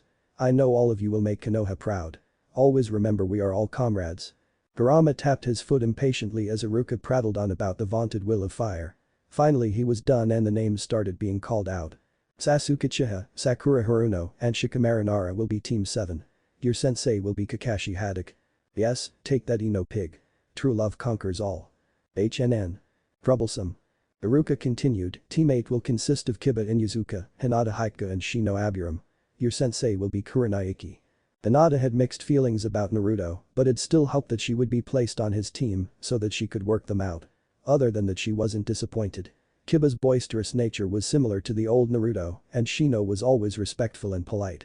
Team 9 is still an existing genin cell, so we'll move on to Team 10. Iruka cleared his throat. Naruto Uzumaki, Ino Yamanaka and Chimjai Akimichi will be in Team 10 with Asuma Sarutobi as your sensei. Kurama could tolerate the team selection. Ino was a shade less useless than the other Kunoichi in the class. Chimjai was docile enough and would go with the flow, which would be helpful as Kurama intended to control the team dynamic. There was no way he would allow either of them to slow him down. Chunin exams occurred every 6 months and the first opportunity would be in the next 4 months. While it was rare for rookie teams to enter he would drag them kicking and screaming to the necessary proficiency. The nine-tailed fox didn't know much about Asuma, but if he was a Sarutobi the man was probably skilled. It would be interesting to see how another Chunin operated. Shinobi were heavily specialized which meant that the skills Anko possessed were probably different than Asuma's. Good luck to all of you, your Chunin commanders will be here soon. Shikamaru leaned back and closed his eyes. He was irritated with himself. He had assumed that all he needed to do was pass and he would be with his friend Chimjai. Yes, he would have had to put up with the blonde Kunoichi, but it wouldn't have been so bad. He didn't realize that they would try to balance the teams by placing the dope of the class with the best of the class. The logic was clear now after the fact when it was too late to do anything about it. What a drag, hopefully I can get a nap in. Kurama was impressed the first time he saw Asuma. The bearded man had a relaxed look about him, but it was obvious to one such as Kurama that the man carried lethal potential about him. Looks could be deceiving, but the Bij could easily tell the power the man had if a confrontation should occur. In his natural form he could crush him like a bug, but within the confines of Naruto's body, he could be beaten as easily as Anko defeated him. Team 10. Follow me. The smoking Junin commanded. Ino had not been happy with the team selections. She took the lead and stalked angrily behind him. Jai munched on a bag of chips as they walked to one of the nearby academy training areas. I'll cut to the chase, kids. You have one more test before you can call yourself Genin. Ino protested loudly, but Asuma just chuckled, don't get mad at me. I don't make the rules. I've just decided to live by them. Well, most of them. Kurama asked, what kind of test? He took a final drag of his cigarette and then flicked it away. The test to determine if you become my students or if you get sent back to the academy in disgrace. If you manage to beat my little test, I'll get to know you a little better. For now, just meet back here at 9 AM. Come with all of your shinobi gear. Ino protested, you never answered what kind of test it was. How are we supposed to prepare? Asuma shrugged, I'll see you tomorrow. And with that he made a hand seal and dashed off with a Shunshin no Jutsu, body flicker technique. Kurama wasn't worried about another test, and that meant he had time to see if Anko had any parting words of wisdom for him. She could stuff those words, but he was curious if she had a final jutsu to show him. I'm going to go train so I can beat Asuma-sensei's test. See you guys later. Jai responded with an amiable goodbye while Ino stalked off for her own home. Anko wasn't privy to the team selections, so she was very curious what they would end up being. She hoped that her friend Kurenai would have Naruto on her team. On the other side of the coin, that would mean the only two people she gave a damn about could be taken out in a single mission. I'm not going to think about that. The torture specialist wasn't kept waiting long and soon she spotted her blonde-headed protege. She launched a few kunai at moderate speeds at him that he easily deflected. Don't keep me waiting, brat, who did you get as your sensei? She watched his expression as he smiled. It's Asuma. But that isn't the best part. I'm not stuck on a team with Sasuke team. Anko rolled her eyes. She couldn't believe he still cared about the Uchiha. In her eyes he had surpassed the massacre survivor months ago. On occasion Naruto would surprise her with his perceptiveness, this was one of those times. It's not that I'm worried about beating him in a fight. I just don't like him. Anko gave him a grin, fair enough. Now who else is on your team? A Yamanaka named Ino and an Akamichi named Chimjai. Ino's annoying but Chimjai is alright. She frowned at him. Look Gaki, do you want to make Chiknin as soon as you can? He nodded. Then tell me each of their strengths and weaknesses and how you are going to address them. Does this have anything to do with the Genin test? Anko shook her head, maybe. Each instructor is different, but that's not why I brought it up. The Chiknin exams, especially the ones held in Konoha, focus on teamwork. Even if you are ready for the next level, you'll be held back if you have a weak spot on your team. Anko saw the boy sigh in frustration and think about it for a few moments. Alright, let's start with Ino. Her Taijutsu is better than most of the other girls, but it's still weak. I don't know much about her clan jutsu, but it is useful in interrogation and from what I understand it can be used to take over an opponent's body for a short period of time. Her chakra control is excellent. She was a close second behind Sakura-chan. He squinted, she's bossy and headstrong and will try to lead the team if no one stops her. Good, and Chimjai. His Taijutsu potential is good. The few times he has actually gotten upset about something he strikes swiftly and with superior levels of strength. On the downside, when he isn't angry he is timid and overly cautious. His ninjutsu involves clan-based attacks that are relatively easy to counter. His chakra control is average and he has superior levels of stamina. He isn't a leader and will follow whoever takes charge. Anko graced her student with a smile, good. It is important to be aware of people just as much as you are aware of your surroundings. More than one shinobi has been killed by an enemy in a henge. Naruto looked impatient and Anko suppressed a sigh. The boy was after a jutsu, she should have figured. Now tell me what you will be doing in order to get your team in shape. I'll get them to train more and point out their weaknesses. How will you get them to train more? By asking them to. Naruto's voice trailed off at end. If that works, great, but most shinobi are proud. You'll need to dangle an incentive in front of them or get your sensei to push them. I don't know Asuma well, but I do know he is laid back so he likely won't be the one pushing them. Impatience was clear on Naruto's face, alright, I get the point, but I can't put a plan together until I get to know them better. Anko debated about holding out on the kid just to frustrate him, but decided he had taken enough abuse over the year. Since I can tell you don't care about your sensei's words of wisdom, I'll just go ahead and give you the present now. Hami, the brat is practically drooling. Most don't learn how to use elemental jutsu until they are Chunin, but since you were lucky enough to train under the amazing Anko Mitarashi, you're already skilled enough to take on most Chunin. The first step to learning elemental jutsu is to figure out your natural affinity. From there I'll give you the corresponding jutsu scroll for your affinity. Anko whipped out a sheet of chakra paper and handed it to Naruto. All you need to do is push some chakra into the paper and we'll see what your natural affinity is. Naruto eagerly took the paper and pushed chakra into it. After a moment Anko said, any day now. I'm doing it. Did you give me a dud on purpose? Anko scowled and yanked the paper out of Naruto's hands. It was possible that the specially created chakra paper was a dud as he called it. She pushed some of her chakra into it and the piece of paper instantly turned to ash. Anko was at a loss. Well, this is unexpected. I've never heard of this before, but it looks like you don't have an affinity for any type of elemental chakra. What does that mean? I don't know, this is a new one for me. Normally everyone has an affinity for one type of chakra. I was going to give you a D-rank ninjutsu of the type you had an affinity for. Naruto had a panicked expression. Does this mean I'll never be able to do cool ninjutsu? Anko shook her head. No, most Chunin end up learning two different types of elemental jutsu. Their second isn't something they start with an affinity for, however after significant use, it ends up being a second affinity. But it probably means it will be harder for you to learn. Naruto kicked the ground, that's so unfair. Fine, can I get all 5 scrolls? No, I'll only give you one. It will also include instructions on how to master the elemental change. You have to learn how to convert the normal chakra you have into the appropriate corresponding type. I won't lie to you kid, this isn't something you can learn overnight. And you had better not let up on your Taijutsu training while you attempt to master it. I promise I won't, now let me know what jutsu I'm going to get. You're such a kid sometimes. I'm 12. And that headband means you're an adult that can and will kill for the village. Remember your reflection on me now, so if you screw things up and use that excuse you're going to regret it. Naruto put his hands up, alright. Can I please have the jutsu now? Anko didn't bother suppressing her sigh this time, sure. Here is the scroll on how to transform your chakra into Doton type chakra. I think it will be the most valuable since it's not exactly common in Hai no Kuni. Her student read over the exercises to learn how to change his chakra and then took the second scroll. The scroll outlined Doton. Shinjutsu no Jutsu, Earth Release. Headhunter Technique. The D-rank jutsu use chakra to part the earth and allow him to travel short distances underground in order to pull someone down into the earth. It softened the earth below the opponent as well to allow the burial technique to work. If successful, it would leave only the enemy's head visible and effectively trap all but the strongest shinobi. He looked up, wow, this is awesome, thank you Anko-sensei. Don't mention it. This ends our training together, but if you ever need advice or help let me know. I wasn't kidding when I said you were a reflection on me. Go out there and impress the hell out of this village so I can show everyone what an awesome sensei I am. Naruto smiled at her and they said goodbye. I'm going to miss the little gaki. Kurama would also miss Anko. She had been diverting.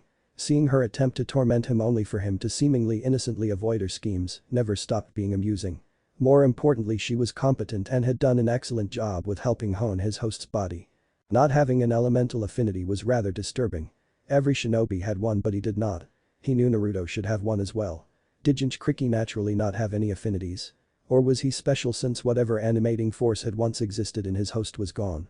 Being found out was a concern, but it would seem a stretch for them to assume a full possession simply because he didn't display an elemental affinity. In either event, he planned on learning Doton. Shinjutsu no Jutsu, Earth Release. Headhunter Technique as soon as possible. The jutsu seemed incredibly useful and presented a whole new vector of attack. Now it only remained to be seen how quickly he could learn it. Learning how to manipulate the nature of chakra didn't sound easy, but he was confident in his abilities. He was the 9-tailed demon fox, the most powerful of all the Bijk. This was just another step on the path. It had been a frustrating night for Kurama. Anko had made it clear it wouldn't be easy, but his attempts to transform his chakra into earth chakra had been slow going. Who was he kidding? It wasn't slow going, it was glacial. The first step was to take a clump of dirt and wad it into a ball and hold it. From there he would attempt to flatten the ball using nothing but chakra. He thought it moved once. He had to put a halt to his efforts and rest Naruto's body, and so he had reluctantly done so for a few hours. Now it was time to pass his genin test. The day still clung to its morning chill, but by noon it would be another warm day in Fire Country. He arrived a bit early and saw Ino and Chimjai as they came to the meeting point. They exchanged greetings. Chimjai was amiable as usual, and Ino seemed less combative. She did look nervous though. Asuma arrived precisely on time with a cigarette in his mouth. Well, you kids look anxious. Want to hear about the test? They did, and Asuma explained. Unlike others, I prefer to lay my cards on the table. Konoha shinobi tactics are based on the belief that 3 genin can take on a chunin and 3 chunin can take on a jinin. 3 genin should be able to take on any A rank shinobi in the bingo book.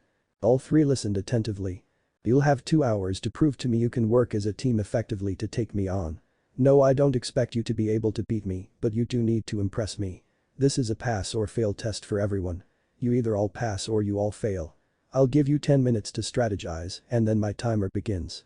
Oh, and unless you come at me with the intent to kill, you won't be able to succeed. Kurama decided it would be best to mention the lethal poison he had. Asuma-sensei, are you sure about that? I have a number of poisons I can use, one of which is lethal. Asuma blinked at him. Shit kid, what are they teaching you at the academy these days? I was taught poison use by a supplemental instructor. Asuma took a drag from his tobacco stick and shrugged.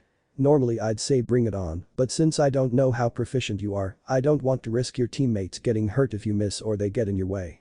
Everything else is fine, but no lethal poisons.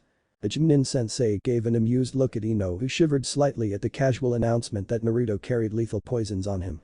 She knew from her knowledge of botany how dangerous poison could be, and she had been severely admonished by her father about never attempting to use it without a dedicated instructor overseeing her. No more questions. Good, I'll be within a 1-mile radius of this point and I'll leave you privacy to strategize. Asuma used Shunshin no Jutsu, body flicker technique, and disappeared in a swirl of leaves. First step was to create some basic traps. Nothing terribly fancy, in fact most of them were designed so that even academy students could detect them. He put a couple of difficult ones in as well, which would require a teammate to untangle the victim. He really should have read the files for everyone. He didn't know much about any of them. He knew generally what an Akamichi and a Yamanaka could do, but had no clue about Naruto. He knew that he was the container of the 9-tailed fox, and that meant the villagers despised him. He also knew that the kid had a reputation for pranks that had ended after the murder of the owners of a ramen stand he had frequented. Learning how to handle lethal poison while still in the academy was impressive but also worrisome.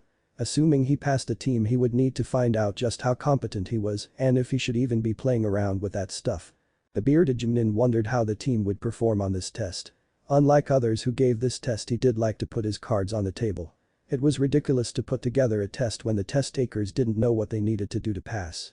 He remembered when he had been given the bell test and had failed initially because he didn't work with his genin teammates.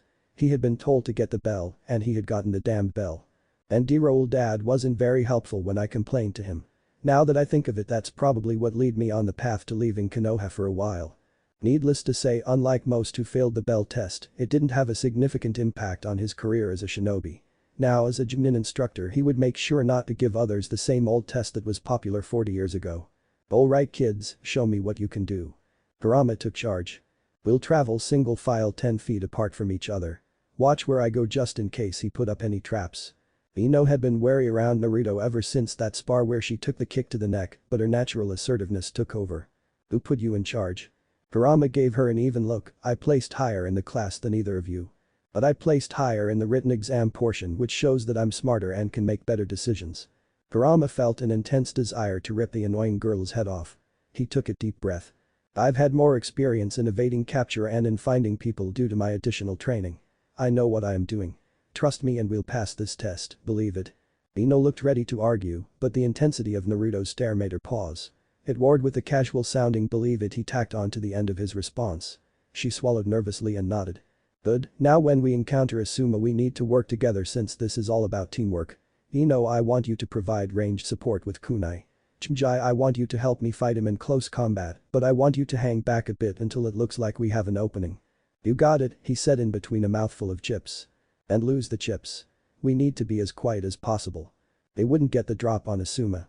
However, he would probably be unimpressed if they didn't use any stealth at all. Kurama could detect the smell of tobacco coming northeast of their position. It was like a trail he could follow, however he didn't want to reveal his enhanced senses, so he took them on a northern route slightly away from where Asuma was probably located. The team stayed on the ground with Kurama's sharp senses warily on the lookout for any traps. Ino managed to be stealthy, but Chimjai made far too much noise. On the list of things to fix before the exams. He took them toward the right and saw the first trap. It was a simple snare. Behind him he heard Ino say, Naruto, look out. Forcing himself not to snap at her, he turned to face her and put a finger to his lips. Ino glared at him but continued on silently. Kurama navigated past another pair of traps, a tripwire and another snare. He could feel Ino tense up behind him, ready to say something, but she managed to stop herself. Kurama could sense Asuma nearby. He went around a particularly well-hidden trap and signaled his team. He moved forward and tossed a kunai at where he thought Asuma was hiding. Ino followed suit, and Asuma sprang out from the bushes, easily deflecting the projectiles. Not bad, your tracking abilities are top-notch, and you avoided my traps. Now let's see how you do in a fight. Asuma really had been impressed by their trap avoidance and tracking skills.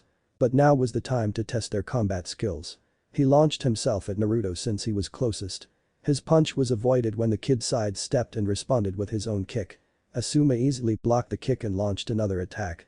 With his free hand he caught a kunai out of the air and casually tossed it back at Ino. He kept the speed of his return throw deliberately slow. He could see Chimjai circle around to his flank. Decent tactics, nothing fancy but effective. Asuma's thoughts were interrupted as the slippery kid avoided his punches and kicks. He was keeping his speed and strength at Chunin levels and was having a very difficult time landing a blow. Deciding to up his game a bit, he launched a sweeping kick and then used Kawarimi to appear behind Ino. He was surprised when a pair of senbon were racing toward his position just as he arrived. It required a quick side step to the left to avoid the needles that dripped with some sort of toxin. That gave the Kunoichi enough time to slip out of the way. Naruto was now moving for him at upper genin levels of speed that changed instantly right before impact to Chunin levels. Asuma's initial guard position wouldn't be sufficient to block the quick strike and it was his turn to back up a step. This is embarrassing, I'm not going to let a bunch of students show me up. Asuma responded by showcasing just why he was a Jonin. His counterattack would have left a sizable bruise on Naruto if the boy hadn't impossibly twisted at the waist and allowed the kick to fly over his head. Asuma stopped his momentum and turned his kick into a downward heel strike. Naruto flipped his legs and actually blocked the blow and pushed his leg back. The kunai appeared in Naruto's hands, but first he had to awkwardly dodge a powerful if slow haymaker from the Akimichi. After dodging the kick he snapped a block that was swift and powerful enough to bruise Naruto's wrist, causing him to grunt in response. Another kunai came streaking in from Ino which he also deflected with a slap toward Chimjai, who barely managed to dodge out of the way. Damn, these kids are good. They are going to pass, but let's see what other tricks they have. Asuma jumped backward and in mid-air flipped through the hand seals and used Futon. Tatapa, wind release. Great breakthrough. The wind jutsu was designed to blow back his opponents and separate them. He didn't push much chakra into, since he didn't want to actually hurt them too badly. That resulted in Chimjai digging in his heels and not actually being blown back. He's strong. Must be some muscle underneath that fat. Ino did get hit by the attack and she slammed into a nearby branch. Naruto however used a substitution technique and appeared behind him. Not bad Naruto, he complimented as he ratcheted up his speed and knocked the boy around a bit. Chimjai valiantly rushed in to help but a solid kick to the gut doubled him over. The instant his attention was mildly diverted with the kick he saw Naruto finishing some hand signs. Asuma didn't freeze despite his absolute shock. Those hand signs were for a dangerous and lethal jutsu that medical nin specialized in. Sure enough he saw Naruto complete Dakijiri, poison mist. Using his full speed he grabbed Chimjai and dashed out of the purple poison field Naruto had ejected from his mouth. Enough. What were you thinking Naruto? If he hadn't been quicker Chimjai could have died. And the boy was grinning at him. Oh, my little technique. Don't worry, it isn't lethal, it just causes paralysis. Asuma needed a cigarette. That little bastard, he scared me on purpose. Alright, you've impressed me. Obviously Naruto is the most advanced, however you all followed his lead and you were able to work together and made me actually break a sweat. Congratulations and welcome to Team 10. Asuma decided to celebrate his team's victory with barbecue. Chimjai was ecstatic, especially when Asuma offered to pay. Kurama didn't care about the food, however it would give him some time to talk to his team about their training needs. After they ordered food Asuma asked, so who is this supplemental instructor Naruto? I was told to say this. My sensei outside of the academy is the sexy and amazing Anko Mitarashi. Asuma chuckled. He knew Anko by reputation and knew that Kurenai was friends with her. The Kunoichi had long been feared to be in league with Orochimaru since she was his apprentice. No doubt the village gave her the cold shoulder, which meant her bond with Naruto made a lot of sense. I'm guessing you were supposed to leave out that very first bit about being told to say that. Kurama smiled with Naruto's face. Seeing the blank stares of his other two teammates, he decided to add some additional information. I was dead last in the academy and she provided daily tutoring. In less than a year I went from last to placing second in the class ranking. If you would like I can help provide additional training outside of what Asuma will have us doing. Jai shrugged, sure that sounds good. Ino wasn't as eager. Well, I'll probably be busy. In between missions and the training Asuma-sensei will be providing, I also have to watch the family store and I'm not about to throw away all of my free time. Kurama knew Ino was going to be difficult every step of the way. Ninja missions are dangerous. If you aren't up to par we could die because you wanted to relax. Oh, get over it, Naruto baka.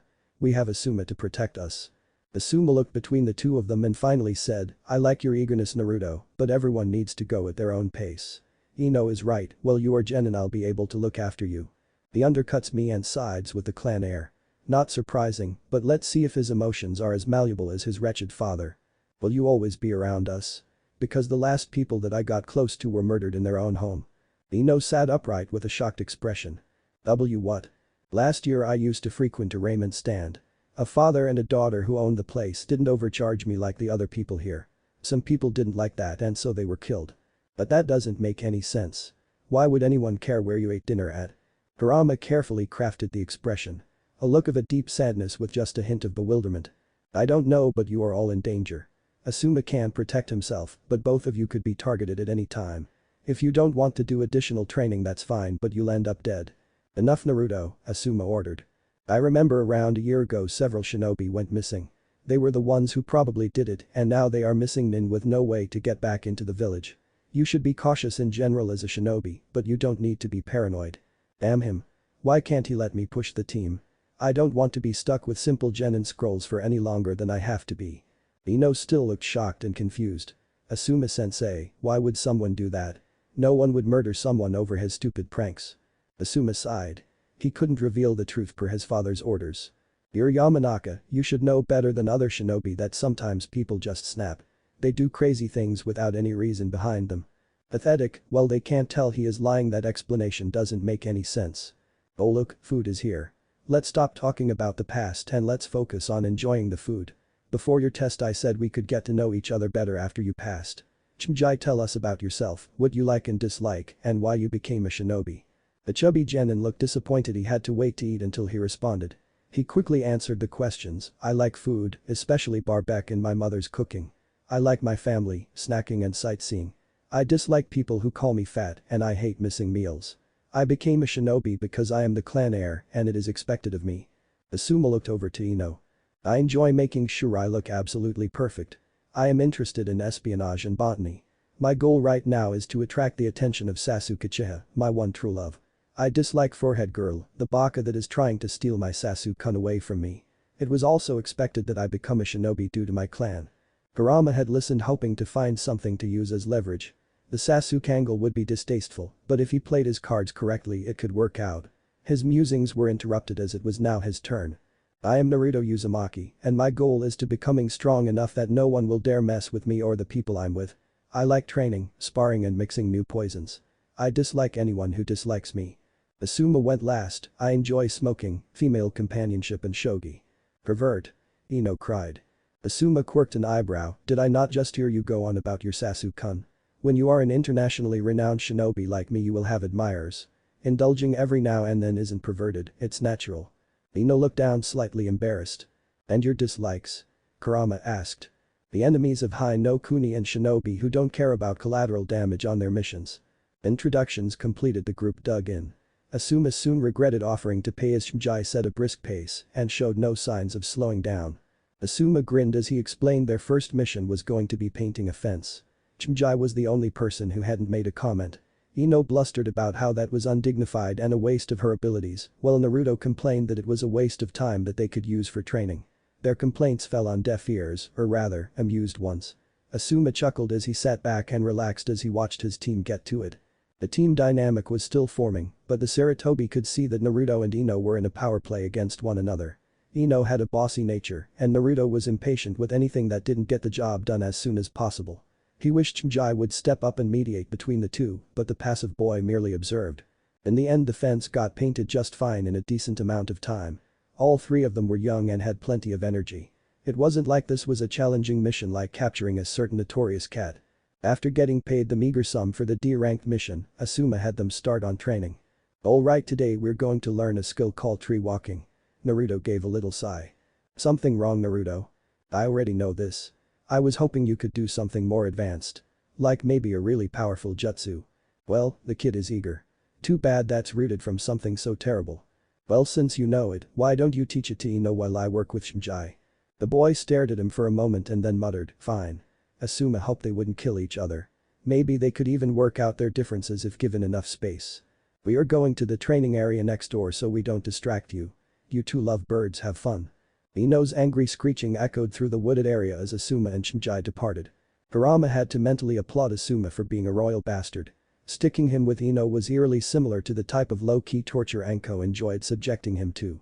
Ino's screeching briefly tempted Kurama to murder his comrade and make it look like an accident. The Anbu who constantly stalked him left him alone while he was with Asuma-sensei, which meant he did have an opportunity. Really, it would be easy. He could snap her neck and say she fell while learning the tree-walking exercise. He didn't for two reasons. For one, it would draw suspicion, and if they checked the seal, who knew what they would find. And even if they weren't suspicious, the team might be disbanded and it would further delay his training. But it didn't hurt to imagine Ino's dead body on the ground. After Asuma got out of earshot, Ino turned to look at Naruto. Well, what am I supposed to do? Kurama walked over to a tree and began to walk up it vertically. The key is to push chakra into your souls, which will allow you to adhere to the bark. Too little chakra and you'll fall right off. Too much chakra and the bark will explode under your feet. Ino took a step up the tree and immediately slipped. Try getting a running start, since contact is briefer and you have forward momentum, it actually doesn't require the same level of chakra control. Ino huffed and gave it a try. Sure enough, she managed to go up 5 steps before the bark ripped away and she fell back. Ino acrobatically landed on her feet. Once you are able to run consistently to that branch over there, he gestured at one about 30 feet high, you'll want to start trying to walk up. Ino began to work on it. Kurama had to admit the girl had a better base chakra control than he had when he learned the exercise. It took him longer to get as far as she was getting. While partly frustrated that a mere human could master something like this faster than he, the mighty nine-tailed fox, it worked out in his favor. The faster he got his team up to speed, the quicker he could become a Chunin. As a Chunin, he would have access to the advanced scroll section in the library. The Konoha Jutsu library was restricted by rank. The Genin level scrolls were primarily academy basics and a few tier ranks. At the Chunin level you could get C-rank jutsu and the primer scrolls for advanced things like Fuin jutsu and poison making. While he thought about this, he also observed Ino. Her chakra control was good, but she tended to lose it as she neared the branch. Ino, on second thought, don't use that branch, use the one a bit higher. Why? Just do it, Asuma-sensei told me I was to instruct you. Grumbling the entire time, Ino redirected her focus. Sure enough, Ino managed to pass the first branch and then stumble as she neared the second. Now she was a bit higher up and the fall could be bad, but Ino was a shinobi. She dropped to the ground with her legs but instantly broke her fall with a roll that redistributed the kinetic force of the drop. You lose your focus when you get near your goal. You easily passed the first branch when it was no longer what you were focusing on. So? The urge to strangle the girl reared its ugly head once more. Kurama hadn't noticed that his murderous daydreams were now about killing in Naruto's body instead of his true form. I'm telling you where you are breaking your concentration. Don't think about things changing, just keep doing the same thing with your chakra that you were doing earlier. Ino understood what he was getting at and tried some more. Soon she had completely mastered running on the bark. She was starting to get tired though. My chakra is running low, Naruto. I'm going to take a break. Pathetic, she hasn't even been at it very long. No wonder she could do it so well, she probably has tiny chakra reserves. You need to work on your chakra reserves. In a real mission you might have to keep going for a lot longer. Ino scowled at him, and just how am I supposed to improve my chakra reserves? Use your chakra more often. Don't exhaust yourself completely, but every day, even on days we don't meet, use up all of your chakra until you are at the edge of chakra exhaustion. You can also improve your conditioning, as chakra is a combination of both mental and physical prowess. Ino gave him a speculative glance. Kurama paused for a moment. He was venturing into non-Naruto behavior. Naruto was never one for book smarts, even as he slowly became more studious, it was unlikely for him to become a font of useful information on chakra theory. Or at least that is what my sensei used to say and it worked for me. Ino bought that answer since she could sense no deception in him. Asuma hadn't returned yet, so Naruto began working on his physical conditioning while Ino took a breather. Ino looked at Naruto like he was crazy. Kurama knew his workout far surpassed his peers in intensity. One-handed push-ups and rapid sit-ups were not how most people trained. The Kunoichi started feeling a little bit intimidated as she watched him. Just from his exercise routine she realized that he was on another level when it came to strength and speed. And during the Genin test he had been incredible with his taijutsu. He also knew strong ninjutsu on top of that. Ino was used to being a leader, but this once-class clown outclassed her in so many of the shinobi arts. Kurama caught her staring. You can exercise while recovering your chakra. Ino got to her feet and started. However, she was getting tired again rapidly while her teammate just kept going. The nine-tailed fox was surprised that the girl's physical conditioning wasn't better. He saw her in class and knew she went through all the drills just fine during the academy. She simply seemed to have no endurance. It had been over an hour since Asuma left and they hadn't had lunch yet. Kurama called for a break and Ino sat down in relief. She watched Naruto dig into the lunch he brought.